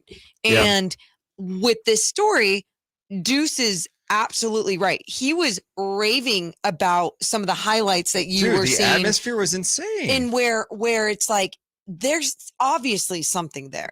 People still love baseball, but it's how they market it. It's how long the season is. The fact that they haven't ever evolved because it's all about money. Actually, no, it should be about quality, not quantity. Well, let's be real. I appreciate you guys taking over the dog of the day by giving your critique of baseball. But can we give some love to Trey Turner? What he's doing? I don't even know. 4 home runs and Good 10 for him. RBIs in the World Baseball Classic. I mean, is that hard? Are you okay? Stop it. That's being ridiculous now. We really don't know. Well, U.S. will face the winner of Mexico and Japan in the final, so that's congrats. cool. Ooh. That's cool. Yeah, That congrats. is so cool. My dog of the week. Can it be an actual dog? Oh, It's my parents' dog, Chuck. Take a look at Nate Littlefield on Instagram. Look at my story. My girlfriend posted a picture. I'm holding up the dog by his neck. Yeah, his little neck fight. You know what? I did see that. Why? It's He not loves it. He loves it. it's like He does love it. a mama dog. I'm like his mama. Yeah, I'm his like mama. his mama. Then you should have done it with your mouth. I've done it with my mouth. I will show you a picture. I do it with my mouth. I'm not joking. So why is he the dog? He's my dog. Oh, wait, is he your dog or your parents' dog? He's like mine. I'm his mama. Okay. Oh, that's so cute. I don't like how you're saying that. I like it. I don't. You're my mama. I like it. No, I don't. It's what's almost weird like, about it. Do you let him latch onto you? That's what it sounds like when you're talking Dear about God. that. Yeah. No, Deuce, you, dear God. The dear God is geared No, I don't toward like you. how he's saying that. I'm his mama. Okay. Why are you Nate, saying it like that? I think it's sweet and cute. I'm just saying I'm his mama. Yeah. I don't know. I don't love know. it. I think it's adorable. That's how I say that word. And I don't you know. would You do say this- mama. I'm Chuck's mama. You say mama. Mama. When I'm you his say your mama mom, and I hold him like a little baby. Oh. do you say that to your mom too? Hey, mama. No, I Hey, say, hello, mama. mother. It's nice to see you today. Do you actually call her mother? I go, mother, it's nice to be in your presence. Thank you for having me. Is she Thank you creeped for my out by jersey. you calling her mother? No, Mama. I don't think so. Okay, so your dog of the weekend is your dog. Yeah. My next dogs, I'm going to give some love to Princeton in Sacramento. Shout out to them. Hell You yes. beat Arizona. You beat Missouri. You do it in Sacramento. Shout out Pete Carrill. They were The late almost. great. Oh yeah, talk about that. Yeah, his connection with the Kings, of course. Jeff Petrie, former Kings GM, and Monty McNair, current Kings GM, went to Princeton. They're going to the Sweet 16. That's a big deal. They have not been to the Sweet 16 since like 1960 something. That's really cool. And no, they were almost my dog of the weekend. There's a lot of really cool March Madness miracles and stories and moments, and it's cool that they were one of those big moments. And my last one, I also want to give some love to 16th seed FDU. I know they're gone now after losing yesterday. Yeah. But the fact that before the game against the number 1 seed Purdue, Tobin Anderson, their head coach, was like, get the camera on me. I don't care if we could beat Purdue. What did he say? I probably butchered that whole thing. He said he called for the camera and he's like, you know what one of his players said to me today? He said, I've been watching tape and the more I watch, the better chance we have to beat them. I think we can beat them. Something like that. And guess what? They did. Yeah, they did. Yeah. So cool. Oh. I mean, they believed it, they saw it, and they did it. Think it, dream it, do it. Does anyone Think ever it, dream it, do it. No one trusts Purdue in the tournament. I mean, I think that's just you don't have to be a college basketball fan to be like, yeah, you don't pick Purdue because you know they're going to be out fast. Why would you even? Why? History every year. Okay. They have letdowns. Damn. Matt Painter, what's up? We should give a shout out to the Sac State women's team, even though they lost. Big props to them, dude. I mean, look. They made it. They made it to the NCAA tournament. That's never happened for them ever. They took on UCLA. They lost, but dude, they deserve so much love. For what they were able to accomplish this year. Stingers. I'm sure Jason Ross was pretty split between those two. Big UCLA guy. He calls Sac State football, so I know he's probably split on that. You know what? I think no matter what, he bleeds Sacramento proud. So I'm sure he was rooting for Sac State and is so angry that UCLA won. So angry. Pissed off. Oh, he's so mad. Well, his Bruins did win in Sacramento, the men's side. So there you go. So he's feeling probably pretty good. UCLA proud. All right, we got more coming up, including look ahead to Kings and Jazz, Cattles and Rami at 2. It's Deuce and Mo on Sactown Sports 1140. Did someone just walk in? What were you looking at? There's someone in the hall. I just disrupted. Oh, okay. I didn't recognize them, so I'm like, who goes there? Who goes there?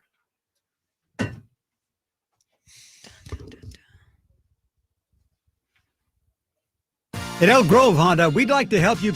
Thank you. Sorry, Elk Grove Honda. You are chill. Brooke says my dog at the weekend is Taylor Swift for playing 3 hours, 44 songs. Probably the best concert I've been to. Brooke. Whoa. She played 44 songs. There's no way she has 44 good songs. Yeah, she that does. Are worthy of being played. Just another picture to burn. One. Okay. What's that? One of the new ones? Her last album was trash. So that's. Do you even know? I've heard enough. To be that autumn one or whatever the autumn album was. I don't know.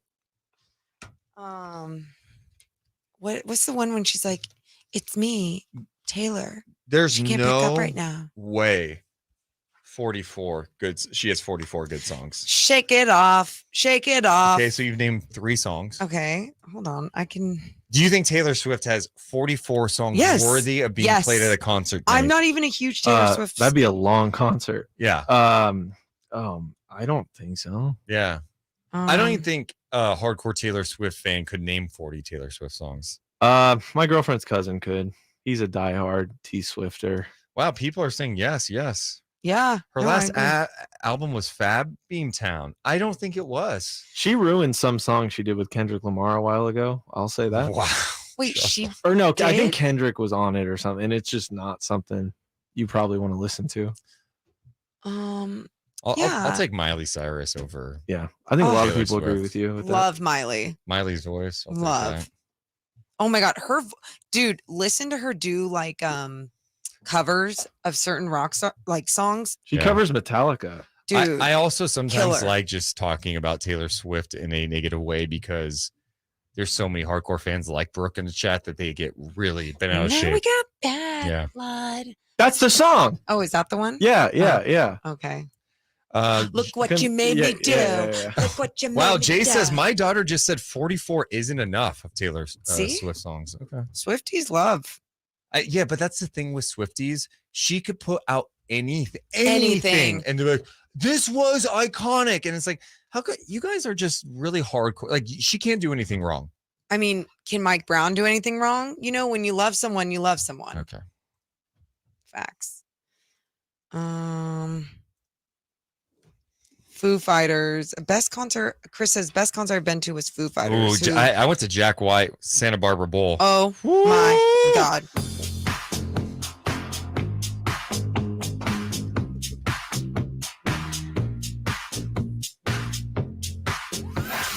It's Deuce and Mo on your local sports leader. Sactown Sports. I put a poll question on YouTube to start the show. How deep can the Kings go this year? The options: first round and out, second round, conference finals, or NBA finals, baby. 37% of the votes said NBA finals, baby. The Wow. next 33 say conference finals, 25% say second round, 4% say first round and out. Amazing. Yeah, I wonder how people are going to feel if the Kings did have like a first round exit. I guess it just depends on how the series would go. Like if they played well, but they lost. Okay, here's my thing. I would be fine no matter what happens. I really would be.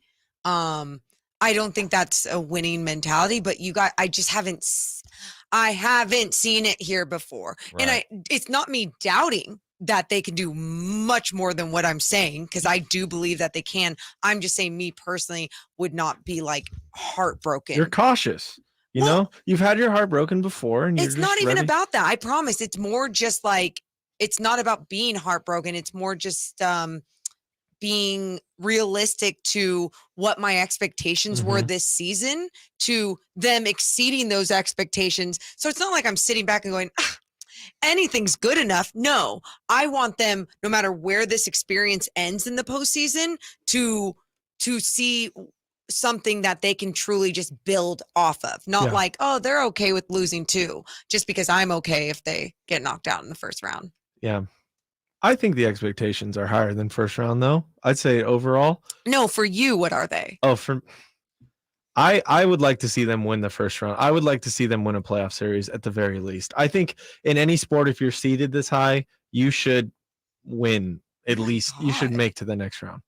Yeah, I just think this year is so different in the West because even the teams below them, I mean, you look at if the Clippers get right and in a rhythm, like that's a championship level team. The Suns are behind the Kings right now, but the Suns are also playing without Kevin Durant. So, like, I just think it's such an unusual year where it's not as if the Kings are number 2 and all the teams behind them are a joke. The West has been bunched up.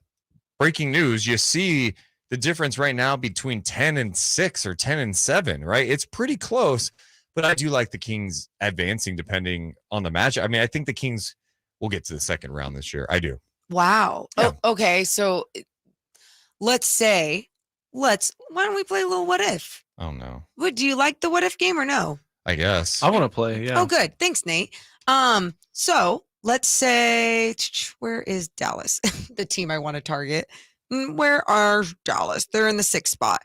Let's say the Kings stay in the second spot, right? They will not be playing the Dallas Mavericks in the first round. No. They would be playing the winner of the play-in. So the play-in teams are Warriors, OKC, Minnesota, and the Lakers. Do you feel confident against those 4 teams? The Kings coming out of the first. And when I say this, I'm not saying it's going to be easy because I think Minnesota presents some interesting challenges, right? But what's Minnesota going to do? Are they going to force back Cat? And Anthony Edwards sounds like he's coming back soon. Yes. But yeah, forcing Cat back into what they want to do. That's a bad move. It's a bad move. I think that hurts them. So yeah, I feel confident about that. OKC, I love their young talent and what Jalen Williams is doing. Oh my! Santa Clara's Jalen Williams. Yep. That guy since the All-Star break has been so good. Really good defensively too. SGA's been playing at an All-NBA level. Giddey's been great. They'd be like. They present an interesting challenge, but I think the Kings are better than them. Fair. The Lakers. Look, I get it's LeBron, it's AD. I'm not there with them. Even with those guys, they're not good. I know you. And it's scary because it's LeBron and AD. You say the names. You say the names. But let's also Fox and Sabonis are playing at an All NBA level this year, and the Kings have depth. What about the name the Lakers though? Does that scare you? I know that's silly, but just the history and everything involved. Okay. No, it's, what worries me the most is just like the matchup with Anthony Davis and just his ability to shoot over guys, his ability to be long and disrupt on the defensive end as well. Having someone and like, let's say a healthy locked in LeBron, like you just can't count that out. So that's where I get like, oh, that's scary. The Golden State Warriors? A little scary. Yeah. I mean, I'm not going to deny They have 4 rings. Do you guys know that? Yeah, right. 4. Yeah, we have 4 rings. So you should take us serious. If Andrew Wiggins is not back for them, they're not a championship team. That's quite the situation as well, too. Who knows what's happening with that? Like, the reality is he's not around the team right now. Yeah. So, and I just think their vibes are weird. The first round is going to be a challenge no matter who they play. But I still think out of all those teams, like I like the Kings in the series. Okay. I do. Okay. No, and I think I'm not predicting sweeps or anything. Absolutely not. No, I think the confidence that you have, in so many ways, I share that confidence because of the way we've been seeing the Sacramento Kings playing basketball, right? Like the style of play is so sharp. It's so beautiful. It doesn't matter if it's a team under 500 and they're doing the right things or a team that's over 500 and they're doing the right things. You're seeing some beautiful basketball being played, being executed. I think the thing that always worries me the most is the experience from some of these other teams, that the experience that they have in a postseason, because we talk about how postseason is different basketball. But at the same time, if a better basketball team is playing on the floor and they don't have the same experience, doesn't mean that they still can't get over that hump. I mean, I think experience matters in some situations. Sure. Like the Warriors have a ton of championship experience. 4. LeBron has championship experience, but I mean, OKC doesn't have that. Like Minnesota went to the playoffs last year. But I also don't think that they'll end up in that spot if it was Lakers and Warriors. So who do you think is going to be the 7th spot? Let's just say it's the Warriors. Okay. You know, like if the Well, we should playoffs also started note today. the Warriors are a half game out of the 6th spot too. Yeah. So I mean, they could still move their way up. I do think Dallas is the matchup people talk about most. I like that matchup for Sacramento too. Like, and I know you go, hey, Luka and Kyrie, watch out. They can't defend, and I don't think they have the offensive explosiveness that the Kings have. Yeah. Totally agree. Yeah. And the Kings have, like, I think that's the other thing. Harrison Barnes has played in the playoffs. Sabonis has played in the playoffs. Kevin Huerter's played in the playoffs. It's not like nobody has. And by the way, like, De'Aaron Fox, you don't think he's played in meaningful games? The guy was part of a deep run in the NCAA tournament. No, and I'm not even, it's not about denying. I mean, you can go back to so many things that a lot of these guys have played at very high levels in important games. It's not even about that. It's just the best league in the world playing at a different level. There's something else to it. And you did sprinkle in a few names there that do have that experience, that know what it takes. I mean, even having Delly on the bench, like we Delly's got championship pedigree. He's been there. Beam. Oh, and by the way, I don't know, the head coach of your team. Right. I'm being serious. No, about I this. know. I am more concerned about playoff experience when it comes to coaches than anything. Totally fair. Because that they set the tone, right? Sure. They come up with the game plan.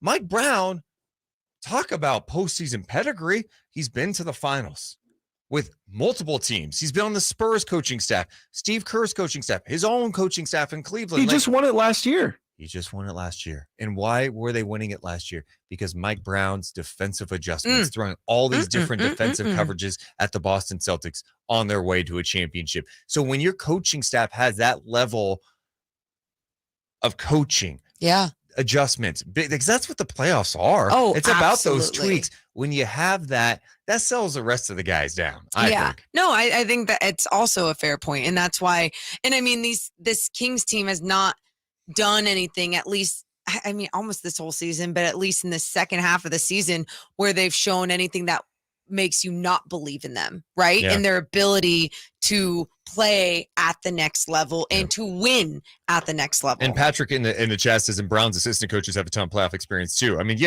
Jordy Fernandez was on Denver staff for the last however many years, 5-6 years. Yep. Even Doug is a player too. Like Doug's he's been there. Been there, done that. But Yeah. like Mike Brown would make Steph Curry, a top 10 player, whatever, all time, give him a defensive grade after every practice. It's like this guy doesn't mess around. It's no joke.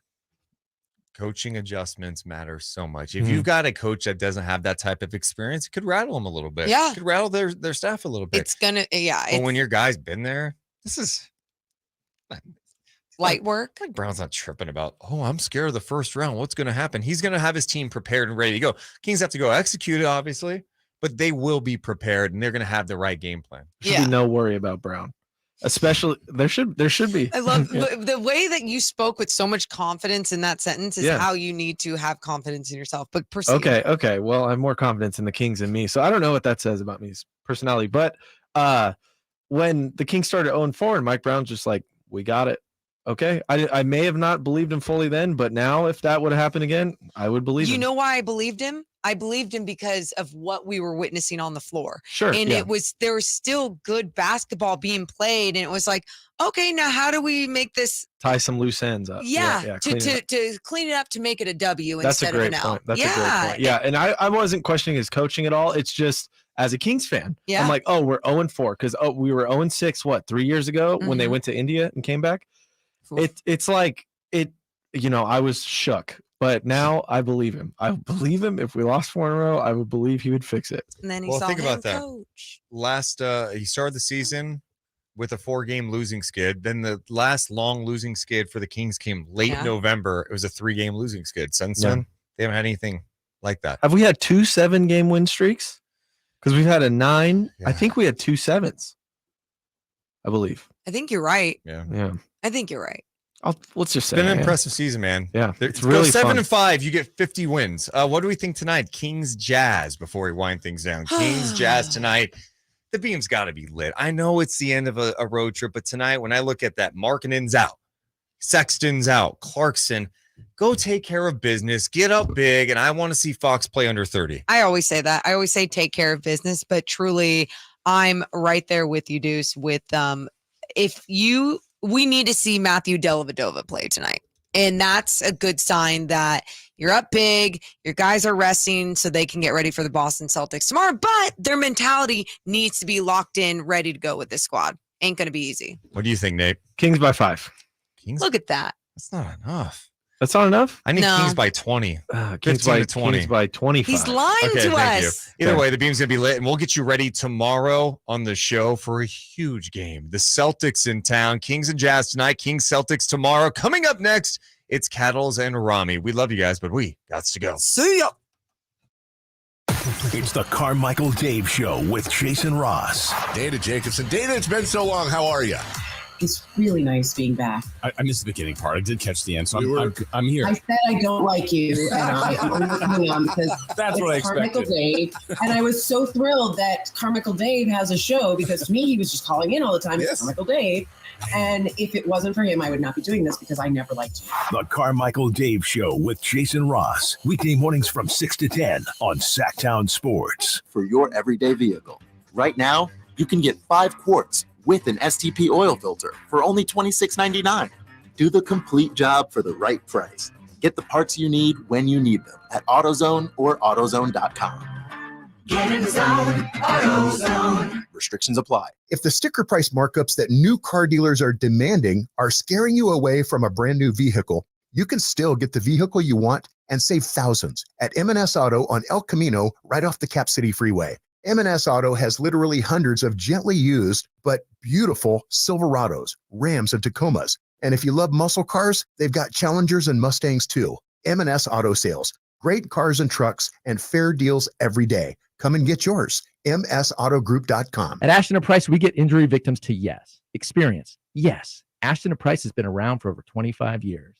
No more insurance companies? Yes. Our clients focus on getting better and we handle all the rest. Results? Yes. We've collected over $100 million for injury victims. No fee until we win? Yes. Our clients pay nothing until we win. Ashton & Price, the best at getting to yes. Remember, for the best advice, don't think twice. Call Ashton & Price. Do you know what people see when they Google you? Search engines don't always get it right. And when they're wrong, it's your reputation on the line. So what do you do when you don't agree with your search results? Call Reputation Defender at 800-401-6681. Reputation Defender by Norton is one of the most trusted names in online reputation repair. We have over a decade of experience in fixing people's search results, and we can help you too. Using cutting-edge approaches, Reputation Defender pushes unflattering information down to lower pages of your search results, where few people ever look. We also promote the good stuff so that it rises to the top, letting you put your best foot forward. Your good name is too valuable to leave to the whims of a Google algorithm. You owe it to yourself to take control with Reputation Defender. Visit www.reputationdefender.com or call 800-401-6681 for free advice on your situation. 800-401-6681. That's 800-401-6681. 2 minutes left. 2 minutes left. Hands up. No fouls. No fouls. Yes. Great job. Timeout. Hello, Sacramento. And all you listeners, it's Doug Christie here for the Good